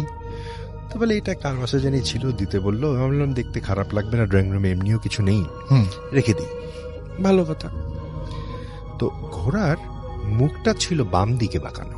আচ্ছা, তো মানে বানানোই ওরকম। আচ্ছা, তো মাটির জিনিস বাম দিকে মুখ তো ওভাবেই তো থাকবে, স্বাভাবিক। জি। তো কিছুদিন পরে আমার ওই কাজিনরা বলছে যে ওই অন্য যে বন্ধুটা, ওই ভাইয়া তো ওই ঘরে আসে প্রায়। জি। তো ওই এসে উনি মানে এক রাত থাকে বাসায়। থাকার পরের দিনে ঘটনা হলো যে ঘোড়ার মুখ বাম দিকে নিয়ে ওটা এখন ঘুরিয়ে ডান দিকে হয়ে গেছে। আচ্ছা, একাই। আমি বললাম এটা কিভাবে সম্ভব? তো পরে আমি গেলাম, আমি কিছুদিন তখন ঢাকার বাইরে ছিলাম, তখনকার শোনা ঘটনা। পরে গেলাম, যাওয়ার পরে দেখলাম না, ঘোড়াটা নেই, উনি এটা সরিয়ে রেখেছে। এবং তারাও মুখে বললো, আমার কাজিন যে থাকে সেও বললো হ্যাঁ এরকম ঘটনা ও ছিল, তারপরে এরকম একটা ঘটনা হয়েছে, তারপরে আমি ভয়ে ওটা সরে ফেলছি। তখনও একটু ব্যাপারটা খটকা লাগলো যে কি বলে এরা। আর আরেকটা ঘটনা ছিল, মানে যেটা শুনেছি সেটা হলো সেই বন্ধু, উনি যখন থাকতেন উনি নাকি সারা রাত ঘুমোতে পারে না। আচ্ছা, উনি সারা রাত জেগে গিটার বাজাতে হতো। ওনাকে জানি কে বলে গিটার বাজাতে, জন্য উনি গিটার বাজায়। আচ্ছা, এটাও শোনা। তো এইগুলো হলো ডেভেলপমেন্ট স্টোরি, যেগুলো শুনে তারপরে একদিন এক কারণে, কোন একটা কারণবশত ওই ঘরে, ওই ফ্ল্যাটে আমাদের থাকতে হবে। আচ্ছা, রাত হয়ে গেছে, আমিও বাসায় যাইনি। তো আমার সেই কাজিনের ছোট ভাই, সে এবং আমরা শুভ হলো পাশের রুমটায়। আচ্ছা, আর কাজিনের রুমে উনিই ছুবেন। তো শোয়ার আগে আমার ওই সেই ছোট কাজিনটা, সে আবার একটু ভীতু প্রকৃতির। তো সে শোয়ার আগে আমাকে বলছে, কৌশিক তুমি আমার সাথে থাকো, কারণ এখানে তো অনেক কিছু শুনছি, তো আমি তো একটু ভয় পাচ্ছি না। আরে সমস্যা নেই, কি আর হবে, চলো ঘুমাই। তো শুতে গেলাম, আনুমানিক মনে হয় রাত 1টা বা 1:30টার দিকে গল্প টল্প করে আমরা ঘুমাতে গেলাম। তখন শোয়ার কিছুক্ষণ পরে শুনি গিটারের শব্দ, হালকা একটা গিটারের শব্দ কানে আসছে।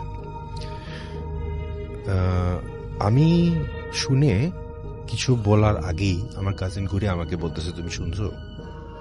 আমি বললাম কি আওয়াজ পাওয়া যাচ্ছে একটা? বলে হ্যাঁ, গিটারের শব্দ, একই সুর, পাচ্ছ? আমি বললাম হ্যাঁ পাচ্ছি। ও উঠে বসে লাইট অন করলো। লাইট আর বন্ধ করা যাবে না, এই ঘরেও থাকা যাবে না, চলে যাই। আমি বললাম আরে থাকো, 2টা মিনিট থাকো, দেখো না কি হয়। হ্যাঁ, তা আমি যেটা বললাম, আমার এগুলো বিষয়ে ভয় একটু কম, কিন্তু তখন একটু চিন্তা আসলো যে গিটারের শব্দ হয়তো আশেপাশে কেউ বাজাচ্ছে, ওটার আওয়াজ হবে। কিন্তু মজার বিষয়টা এটা ছিল, যেটা সন্দেহজনক, যে একই সুর বারবার কেন বাজবে, এটাই হচ্ছিল। পরে তো কাজিন বলল না, এখানে তো আমি থাকবো না, জোর জবরদস্তি। পরে আমার কাজিনের রুমে গেলাম, ওনাকে জাগানো হলো, বলা হলো এই ব্যাপার। আচ্ছা, ঘুমের বসে ছিল, টায়ার্ড ছিল। উনি খালি বললো ঠিক আছে, এক কাজ করো, তোমরা তাহলে আমার রুমের সামনে শো। আমরা ম্যাট্রেস নিয়ে ওই রুম, তার রুমের সামনে ঘুমিয়ে পড়লাম রাত্রে। আমি তো ঘুমিয়েছি, এখন কাজিনের ঘুম হয়নি, কিন্তু তার সাথে ছিলাম। আচ্ছা, এই আর কি ঘটনা। Thank you so much. আমি চলে যাচ্ছি আমাদের প্রথম অতিথির কাছে, তার ঘটনাটা শুনে আসবো। আসসালামু আলাইকুম, থ্যাংক ইউ রাসেল ভাই। হ্যালো লিসেনার্স, আমি ফারহান ফ্রম উত্তরা। রাসেল ভাই, আজকে যে ঘটনাটি আমি বলবো, এটি আমার নিজের সাথে ঘটে যাওয়া লাস্ট জুন মাসের একটি ঘটনা। তো সাডেনলি আমি, আমার 2টা ফ্রেন্ড কাঞ্চন এবং ফয়সাল, আর আমাদের একজন মামা, আলো মামা, তো আমরা 4 জন মিলে একটা প্ল্যান করি চাঁদপুর যাব। তো চাঁদপুরে মামার এক ফ্রেন্ড আছে, ওনার বাসায় যাব। তো আমরা অ্যাজ ইউজুয়াল আমাদের সাথে আমরা 2টা বাইক নিয়ে আমরা 4 জন মুভ করি। তো আমরা বাইক নিয়ে সদরঘাট আসি, এখান থেকে বাইক লঞ্চে উঠাই, আবার ওখানে যে লঞ্চ ঘাট থেকে নেমে বাইক নিয়ে যাচ্ছি। তো বাইক নিয়ে কিছু দূর আমরা প্রায় চাঁদপুর হাজীগঞ্জ পর্যন্ত যাই। দেন ওখান থেকে আরো মিনিমাম 30 to 40 কিলোমিটার রাস্তা। তো আমরা রাসেল ভাই যাচ্ছি সুন্দরভাবে আল্লাহর রহমতে। তো হঠাৎ করে বেশ খানিকটা রাস্তা আপনার ভাঙা, মানে খুব ভালোভাবে ভাঙা। তো আমরা বাইকটা খুব স্লোলি যাচ্ছি, 20-30 নিয়ার অ্যাবাউট স্পিড। তো ওইখানে একটা জিনিস যেটা নোটিস করার মতো, কোনো ল্যাম্প ছিল না। একে তো গ্রাম, তো কোনো ল্যাম্প পোস্ট ছিল না বা কোনো আলো ছিল না।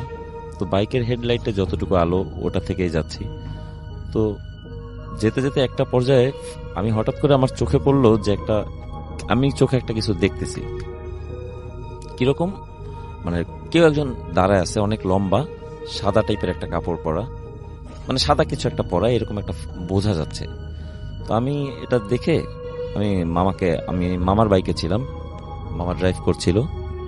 তো আমি মামাকে আস্ক করলাম, মামা আপনি কি কিছু দেখছেন? তো সে কোনো কথা বললো না। তো একটু পরে আমি আবার তাকে আস্ক করলাম, মামা কি ব্যাপার, আপনি কিছু বলতেছেন না? তো বলতেছে, কথা বলিস না, তুই পারলে দোয়া পড়। আর এর মাঝখানে উনি মানে 3 বার কাশি দিছে রাসেল ভাই। তো এই জিনিসটা আমি ছোটবেলা শুনেছি যে কেউ কিছু দেখলে বা কোনো কিছু এরকম ফিল করলে তখন দেখতাম, মানে শুনতাম যে কাশি দিছে, এই স্টাইলের একটা ইয়া দিছে। তো মামাও দেখলাম সেম। তো বলতেছে, তুই দোয়া পারলে দোয়া পড়। আমি অ্যাজ ইউজুয়াল দোয়া পড়তেছি। তো কিছুক্ষণ পরে আমরা যখন যে আমাদের যে ডেস্টিনেশন ছিল ওখানে যে পৌঁছানোর পরে মামাকে আমি আবার আস্ক করলাম, মামা আপনি এরকম করলেন কেন, বললেন না কেন? তখন মামা বলল, আমি ওইখানে মানে আমিও এই জিনিসটাই দেখছি যে একটা মহিলা টাইপ, অনেক লম্বা, সাদা কাপড় পরা, ওনার চুল মানে সামনের দিকে দেয়া, এই টাইপের একটা কিছু। তো আর চোখ দিয়ে মানে মনে হচ্ছে ব্লাড পড়তেছে। তো মামা বলতেছে এরকম একটা আমি এই জিনিসটা দেখছি। আর এইসব যখন দেখে তখন কথা বলতে হয় না, তখন দোয়া দুরুদ পড়তে হয়, তাহলে এটা চলে যায়। তো আমরা অ্যাজ ইউজুয়াল ওখান থেকে জিনিসটা ক্রস করে চলে আসছি। তো পরের দিন আমরা সেম টাইমে মানে 3টা-4টার দিকে বিকেল বেলা আমরা বের হয়েছি ঘুরতে। তখন ওই এলাকার যে মামার বাসায় গেছি, ওনার সাথে উনিও আমাদের সাথে ছিল। তো আমরা ওই জায়গাটা থেকে যাচ্ছি। তখন ওনাকে জিজ্ঞেস করলাম, মামা এই জায়গাটা এরকম একটা বিষয় আমরা তো নোটিস করলাম গতকালকে, এখানটা কি আসলে কেমন? তখন উনিও বললো যে এই জায়গাটা খুব একটা ভালো না, এখানে এরকম রাত বিরাতে প্রায় এই ধরনের ইনসিডেন্ট দেখা যায়। এটাই ছিল আমার ঘটনা। যাচ্ছি আমাদের দ্বিতীয় অতিথির কাছে। আমি মাহমুদুল হাসান মৃদুল, উত্তরা থেকে এসেছি। ধন্যবাদ রাসেল ভাই। এই ঘটনাটি স্টেশন রোড টঙ্গীর একটি ঘটনা। তো লেখাপড়ার উদ্দেশ্যে আমি ময়মনসিংহ থেকে প্রথম উত্তরাতে আসি, মানে ঢাকায় আসি। তো ব্যাচেলার লাইফের একটা ঘটনা দেখা যাচ্ছে যে আমি স্টেশন রোডে একটা বাসায় থাকি, নাম ছিল লাইট হাউস, 9তলায়, টপ রোডে বাসাটা ছিল, মানে 7 তলার উপর। ওখানে একটি ঘটনা, যখন আমি ওই মেসে থাকতাম, মেসে থাকা অবস্থায় প্রায় সময় দেখা যেত মিল কম পড়ে যেত। বিষয়টা এরকম না যে প্রায় সময় কমে যেত, বিশেষ করে একটা নির্দিষ্ট সময়ে মিলটা, যখন 10 জন আছি বা 8 জন আছি, মিলটা ক্যালকুলেশন করে ভাগ করে দেওয়া হচ্ছে। তো সেখানে দেখা যাচ্ছে দুপুরের মিলটা 1টা বা 2টা মিল প্রায় সময় বেড়ে যেত, রাতে আনফর্চুনেটলি 1টা বা 2টা কম পাওয়া যাচ্ছে। স্বভাবতই বাজারের দায়িত্ব বা একটা নির্দিষ্ট সময় পরে মিলটা ভাগ করার দায়িত্ব আমার উপরে পড়ে। 1 সপ্তাহ অতিবাহিত হওয়ার পর এই দায়িত্বটা আমাকে দেওয়া হয়। আমি প্রথম দিন যখন ভাগ করলাম দেখলাম যে সেম ঘটনা ঘটলো।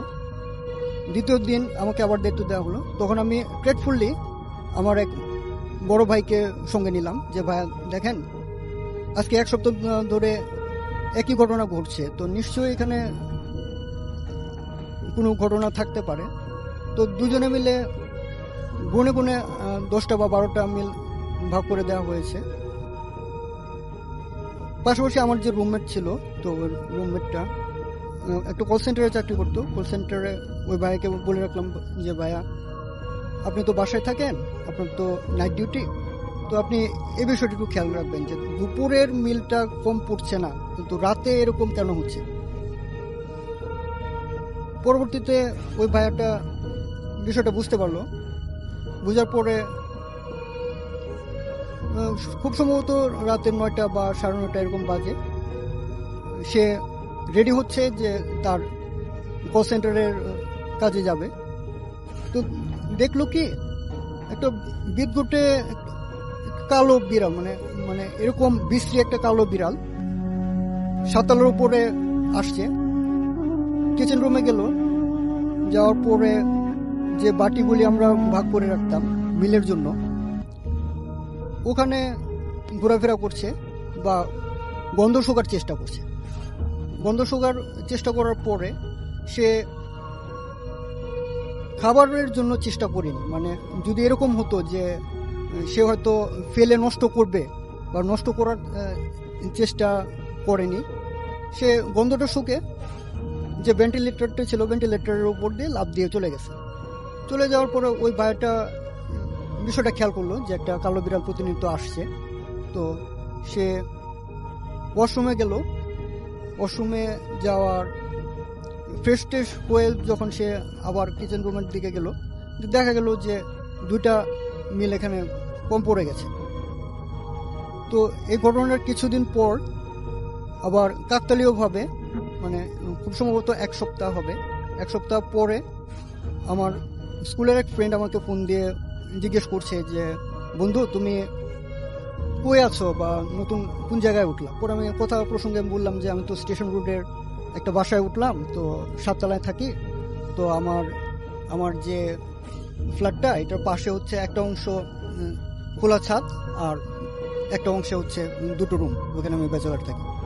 তো সে কথা প্রসঙ্গে আমাকে একটু সতর্কতা বলবো না, মানে নর্মালি বললো যে দেখো একটু সাবধানে থেকো আর কি। তো কথা প্রসঙ্গে কথা বললাম। তো কিছুক্ষণ পর আমি কথা শেষ করলে, মোবাইলের কথাটা শেষ করলাম, শেষ করে আবার আমার বাবা মাকে ফোন দিলাম যে আমি আলহামদুলিল্লাহ ভালো আছি। তো 1 সপ্তাহ যেহেতু হয়ে গেছে, খোঁজখবর নেই।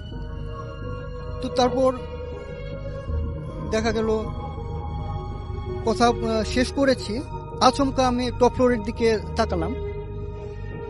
অর্থাৎ 7 তলার যে টপ ফ্লোরটা, একটা অংশ ওইখানে কার্নিশ আছে, তারপর উপরে যে পানির ট্যাঙ্কটা আছে, তো ওইখানে আমি টপ ফ্লোরটাতে আচমকা তাকালাম। তাকানোর সাথে সাথে আমার কেমন জানি মনে হলো যে আমার শরীরটা একটু কাঁপুনি দিল। কাঁপুনি দেওয়ার পর আমি অদ্ভুত কিছু বিষয় দেখতে পেলাম, যে একটা কালো জামা পরা, এটা ঠিক বোরকার মতো না, আবার সিমিলারও না, একটা অন্য ধরনের একটা পোশাক। তো কালো পোশাক পরা ওই মেয়েটা আমার দিকে তাকিয়ে আছে, মানে এমনভাবে তাকিয়ে আছে যে দেখে মনে হচ্ছে যে আমার প্রচন্ড ক্ষোভ আমার প্রতি। মানে আমাকে পারলে সে হেনস্থা করবে বা কোনো মারধরের একটা আশঙ্কা আছে, যে আমাকে ওইভাবে সে আমার দিকে দৃষ্টিটা ওইভাবে সে তাকিয়ে আছে। তো এটা দেখে আমি প্রথম অবস্থায় ঘাবড়ালাম না, যে এটা হয়তো আমার মনের ভুল, এরকম কোনো কিছু ঘটনা ঘটতে পারে, যেহেতু আমি নতুন জায়গায় এসেছি, তো হয়তো এটা আমার মনের ভুল হতে পারে। তো এটা আমি পরীক্ষা করার জন্য চোখটা বন্ধ করলাম। চোখটা বন্ধ করার 30 সেকেন্ড পরে আমি আবার তাকালাম, তো দেখলাম যে ওটা কালো কোনো মেয়ে না। তো সাথে সাথে সে রূপ পরিবর্তন করলো, মানে চেহারাটা এমনভাবে পরিবর্তন করলো যে একটা দেখা যাচ্ছে যে কোনো পাখির মতো, হয়তো সেটা উট পাখির মতো হতে পারে বা বিশাল আকার কোনো পাখি হতে পারে। পাখিটা এটা আমার সচরাচর দেখা কোনো পাখি না, ন্যাশনাল জিওগ্রাফিক বা ডিসকভারিতে যেরকম দেখা এরকম কোনো পাখি না। তো দেখে সাথে সাথে আমার কাছে মনে হলো যে সিমিলার, মানে আমার বাস্তব জীবনের সাথে মিলছে না। তো সাথে সাথে ওরকম একটা পাখির মতো হয়ে সে উড়ে চলে গেল। তো ওটা দেখার সাথে সাথে আমি ও বাবা গো এটা বলে আমি একটা চিৎকার করলাম। মানে চিৎকার করার সাথে সাথে আমার মনে হলো যে কেউ হয়তো আমাকে স্ট্রেচারে করে নিয়ে যাচ্ছে, স্ট্রেচারে করে 4-5 জন ধরে আমাকে কোথাও নিয়ে যাচ্ছে। আর নিয়ে যাওয়ার পর আমার মাথায় পানি ঢালছে। তো আমার এরপর আমার কিছু মনে নেই। তারপর যখন সকালে আমি ঘুম থেকে উঠলাম, ঘুম থেকে ওঠার পর আমার যে রুমমেট ছিল, আমার পাশের বেডে যিনি ছিলেন, তাকে আমি জিজ্ঞেস করলাম যে ভাইয়া কালকে রাতে তো এরকম একটা ঘটনা ঘটেছে। তো আমার প্রচণ্ড গরম ছিল, তো আমি ছাদে গিয়েছিলাম কথা বলার জন্য, মোবাইলে কথা বলার জন্য। তো এরকম একটা ঘটনা ঘটেছে, এরকম আমি দেখেছি। তখন সে একটু বিরক্ত হলো, মানে এমনভাবে বিরক্ত হলো যে তুমি কি এখানে মজা করতেছো? মানে সিনিয়র বড় ভাই, মেসের সিনিয়র বড় ভাই, তুমি কি মজা করতেছো যে এরকম কোনো ঘটনা? তুমি কি জানো গত রাতে এমন বৃষ্টি হয়েছে যে ফ্যানটা পর্যন্ত বন্ধ রাখতে হয়েছে, আর তুমি বলতেছো যে তোমার গরম লাগছে, তুমি ছাদে গিয়ে এরকম একটা দৃশ্য দেখছো। তো ওই বড় ভাইকে কোনোভাবেই আর বিশ্বাস করাতে পারছি না যে এটা বড় ভাই আসলে এরকম একটা ঘটনা ঘটছে। তখন আমার মনে হলো, তখন আমি একটু কনফিউজড হয়ে গেলাম যে এটা আসলে কি এটা আমার মনে ভুল।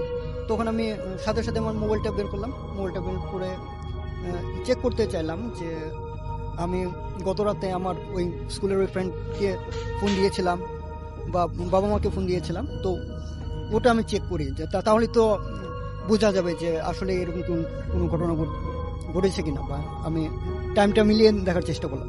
তো আমার ফোনটা নিলাম, ফোনটা নেওয়ার পরে আমি কাকতালীয়ভাবে খেয়াল করলাম যে আমার ডায়ালে কোনো নাম্বার নেই বা কোনো মিস কল নেই বা কোনো রিসিভ করা নেই, সম্পূর্ণ ব্ল্যাঙ্ক অবস্থায় আছে। তো এই ঘটনার 5-6 দিন পর একদিন আমি আমার পলিটেকনিক থেকে বাসায় গেলাম। বাসায় যাওয়ার ক্লাস শেষ করে বাসায় যাওয়ার পর খুব সম্ভবত এটা মাগরিবের আজান দিবে এরকম একটা সময়।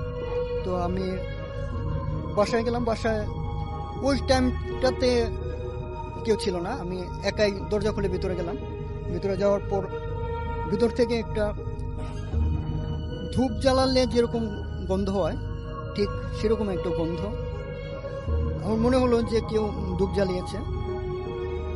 তো ভিতরে গিয়ে আর আমি এরকম কোনো কিছু পাইনি যে ধূপ জ্বলছে না, কিন্তু আমার নিঃশ্বাস নিতে কষ্ট হচ্ছে বা আমার নিঃশ্বাসে আমি এটা স্পষ্ট বুঝতে পারছি যে এটা ধূপ জ্বালানো হয়েছে। তো এর কিছুক্ষণ পর আমি ওয়াশরুমে গিয়ে ফ্রেশ হয়ে তারপর আবার যখন আসলাম, তখন নিচে যাব যে কোনো একটা কারণে, তখন যেহেতু আমি পলিটেকনিকে পড়ছি, তো আমার যে কোনো একটা প্রয়োজন, আমি নিচে গেলাম। নিচে যাওয়ার পর নিচে যাব আমি, ছাদের যে দরজাটা, ওই দরজাটা আমি বন্ধ অবস্থায় পেলাম, বা আমার কাছে মনে হলো যে বাইরে থেকে কেউ আটকিয়ে দিয়েছে। তো আমি বাইরে থেকে প্রচণ্ড ধাক্কা দিচ্ছি, কিন্তু দরজাটা কোনো অবস্থায় খুলছে না। তো যেহেতু আমরা একবারই টপ ফ্লোরে থাকতাম, বা এখানে নিচে একবারে নিচে, আপনার শেষ করতে হবে ঘটনাটা কি হয়েছে, তারপরে আমি তারপরে আপনি মূল ঘটনায় আসি আমরা। জি, এরকম ঘটনা প্রায় সময় ঘটতে থাকতো। জি, আমি যখন প্রায় সময় দেখতাম যে সাথে কেউ হাঁটছে বা আমাকে ফলো করছে, বা প্রায় সময় দরজাটা বন্ধ অবস্থায় পেতাম, বা বন্ধ অবস্থায় পাওয়ার পর আমরা এরকম অবস্থাতেই বিশ্বাসযোগ্য ঘটনা ছিল না, যে হয়তো প্রথম ভাবতাম হয়তো কেউ দুষ্টমি করে এটা বন্ধ করছে, কিন্তু আসলে ভেরিফাই করে দেখা গেছে যে এরকম কোনো ঘটনাই ঘটতো না। ওকে, থ্যাংক ইউ সো মাচ। আমরা চলে যাব আমাদের পরবর্তী অতিথির কাছে। আমি এরশাদ উত্তরা থেকে। আসসালামু আলাইকুম লিসনার্স। রাসেল ভাই, আজকে যে ঘটনাটা বলবো এটা আমার একটা কালেক্টেড স্টোরি। ভূত প্রেমের পর ভালোবাসা থেকে নিজের যে ইউজুয়াল জবগুলো থাকে তারপর তো খুঁজে বেড়াই যে কোথায় কোন স্টোরি পাওয়া যায়। তো এটা হচ্ছে, যেহেতু আমি উত্তরা থাকি, উত্তরাকে আপনারা বলতে পারেন এটা উত্তরা মডেল টাউন না বলে হাসপাতাল মডেল টাউন বলতেন, বিকজ লট অফ হসপিটালস আর দেয়ার। প্রত্যেকটা অলিতে গলিতে হসপিটালস, ক্লিনিক ভরা। তো ওরকম একটা হসপিটাল আমি, যেহেতু অ্যাভয়েডেবল সার্কামস্টেন্সেস, আমি এটা বলছি না, নামটা বলতেছি না, এবং যে এটা লাশ ভাই অ্যাম্বুলেন্সের একজন ড্রাইভার, ওনার নামটা আমি আসল নামটা বলবো না। তো ওনার সাথে আমার গত পরশু দেখা হয়, তারপরে দেখা হতে আমি চা খাচ্ছিলাম, তো জিজ্ঞেস করলাম যে ভাই এরকম এরকম, তো উনি ওনার একটা স্টোরি বললেন, that was happened last month. উনি যেটা বলেছিলেন ওনার একদম উনি যেভাবে বলেছেন ওভাবে বলতেছি আমি। এটা একটা যে কোনো একটা হসপিটালে একটা লোক মারা গিয়েছে রাত, লিভার সিরোসিস হয়েছিল, রাত 9টার দিকে মারা গিয়েছে। হি ওয়াজ ফ্রম কাশীপুর। কাশীপুর হচ্ছে গিয়ে বরিশালের একটা ছোট গ্রাম। তো ওখান থেকে ওনাকে ওনার ওই যে ভদ্রলোক মারা গিয়েছেন তার মামা ছিলেন, আপন মামা, এবং তার এক দুঃসম্পর্কের ভাই, এরা দুজন। তো সে ওই লোকের নাম, ড্রাইভারের নাম হাসান ভাইকে তারা রেন্ট করলো ওই লাশটা নিয়ে যাবে। তো হাসপাতালের আপনার ফর্মালিটিস মেনটেন করে ওরা লাইক 11:30 দিকে, রাতটা 11:30 দিকে রওনা করে। হাসান ভাই সাথে ছিল একজন, তার যে একজন হেল্পার থাকে ও ছিল, মামা ওই ডেড বডির মামা আর সেই দুঃসম্পর্ক, তার 4 জনে। তো ওরা আরিচা হয়ে না গিয়ে ওরা আপনার মাওয়া হয়ে রওনা করছে। মাওয়াতে একটু দেরি হয়েছে কারণ এখন নদীতে অনেক পানি। মাওয়া থেকে ওরা ফেরি পার করে কেওড়াকান্দি যেতে প্রায় 2.5 ঘন্টা। তো লাইক ওরা কেওড়াকান্দির ওদিকে পৌঁছতে প্রায় পৌনে 3টা বেজে গেছে রাত্রে। তো কেওড়াকান্দি থেকে সোজা গিয়ে ভাঙ্গা থেকে তারপরে গৌরনদীর দিকে যেতে আপনার মানে দুই পাশে তেমন কোনো লোকালয় নাই, দুই পাশে আপনার ধানি জমি, অনেক লম্বা জায়গা। তো উনি যেভাবে বললো যে আমরা ভাঙ্গা পাস করে লাইক 15-20 মিনিট আমরা ড্রাইভ করছি, হঠাৎ করে আমার গাড়ির সামনে মনে হলো এটা বানরের মতো পড়ছে। তো বানরের মতো পড়ছে দেখে আমি গাড়িটা খুব হার্ড ব্রেক করলাম। যখনই আমি ব্রেক করে আসলে তখন দেখলাম যে না, একটা বানর না, ওইটা আসলে বানর ছিল না, এটা বানরের মতো দেখতে, কিন্তু মুখটা হচ্ছে কি আপনার এগুলো খুবই ছোট ছোট, মুখটা মানুষের মতো, কুৎসিত মানুষের মতো, কিন্তু প্রত্যেকটা লেজ আছে এবং গায়ে বড় বড় পশম। তো এই জিনিস আমার জীবনে কখনো দেখিনি। তো ওরা গাড়িটাকে এমনভাবে ওরা অনেকগুলো মানে অ্যাটাক করছে যে গাড়িতে ওরা কেউ ইয়ের উপর উঠতেছে, উইন্ডশিল্ডের উপর উঠতেছে, লাফালাফি করতেছে, এবং তাদের চোখগুলো ছিল হচ্ছে আপনার একটু বড় বড়, লালচে এবং জল করতেছিল।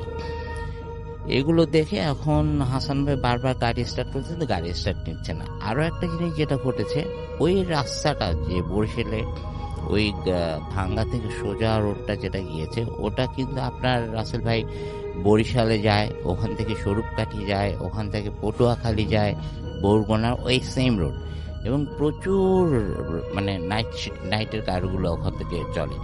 কিন্তু উনি আমাকে বললো যে এরশাদ ভাই, ওই যে সময় এই ঘটনাগুলো যে ঘটতেছে, there was not a single bus, no mini bus, no truck, nothing, কিচ্ছুই পাচ্ছিলাম না।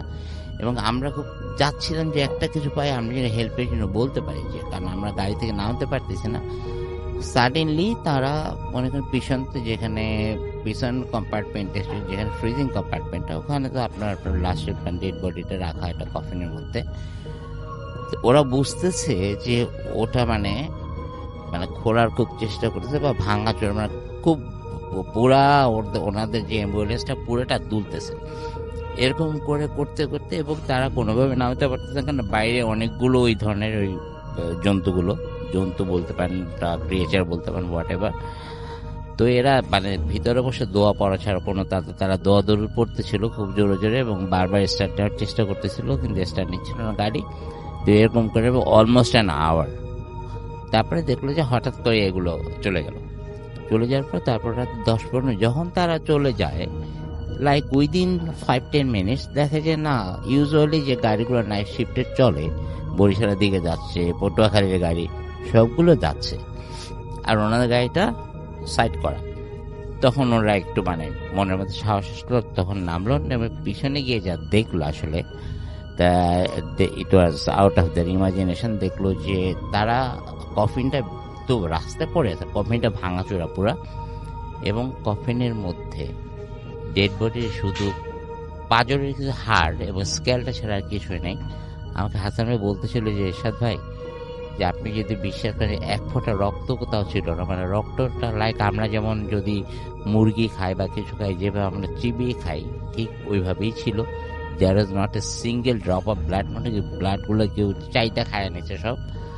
তারপর তার মামা খুব মানে হাউমাউ করে কাঁদতেছিল অবস্থাটা দেখে দেখে। তারপর আর কি করবো, ওনার কাছে একটা চাদর ছিল, ওই বোনস যেগুলো ছিল অল্প কিছু বোনস, ওগুলো ওই চাদরের মধ্যে উঠাই নিয়ে ওইটা নিয়ে তারপর বাইরে গিয়ে ওটার উপরে জানাজা করে ওটাকে দাফন করা হয়েছে। এই ছিল স্টোরি রাসেল ভাই। Thank you so much. যেটা করবো সেটা হচ্ছে পরবর্তী ঘটনা যাবো আপনার কাছে। থ্যাংক ইউ রাসেল ভাই। হ্যালো লিসেনার্স, আমি ফারহান ফ্রম উত্তরা। রাসেল ভাই, এখন যে ঘটনাটা শেয়ার করব এটা হচ্ছে আমার বড় ভাই এবং বোনের সাথে ঘটা। এটা অনেক বছর, নিয়ার অ্যাবাউট 35 ইয়ার্স আগের ঘটনা। তখন আমার ভাই Dhaka residential model school and কলেজে পড়তেন। তো উনি হোস্টেলে থাকতেন। তো একদিন শীতের বিকেলে আমার মেঝো বোন তো ব্যাডমিন্টন খেলছে, হঠাৎ করে দেখতেছে কি মানে সন্ধ্যার ঠিক আগ মুহূর্তে, মাগরিবের আজান তখনও দেয়নি, তো দেখতেছে যে হঠাৎ করে যে ভাইয়া হাত দিয়ে আপুকে ইশারা দিচ্ছে। তো আপু তো অনেক এক্সাইটেড হয়ে গেছে যে ভাইয়া এত মানে এই সময় হঠাৎ করে বাসায় কিছু না বলে কিভাবে আসছে। ভাইয়া তখন স্কুলে পড়ে, তার তো আসার কথা না। তো আপু শক, তারপরে মানে ভাইয়া হাত দিয়ে তাকে ইশারা দিচ্ছে। তো আপু দৌড়ে ভাইয়ার দিকে গেছে, মানে যাচ্ছে। তো যতই কাছে যাচ্ছে মানে মনে হয় ভাইয়া ততই দূরে সরতেছে, এরকম একটা বিষয়। তো এরপরে মানে কিছু দূর যাওয়ার পরে এর ভিতরে মাগরিবের আজান দিয়ে দিয়েছে রাসেল ভাই।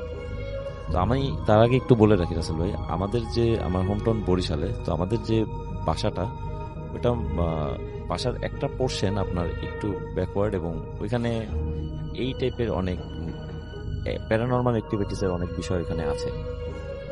তো ওইটা হচ্ছে তিনটা বাসার মিলে একটা কর্নার রাসেল ভাই। তো ওই কর্নারের দিকে যাচ্ছে।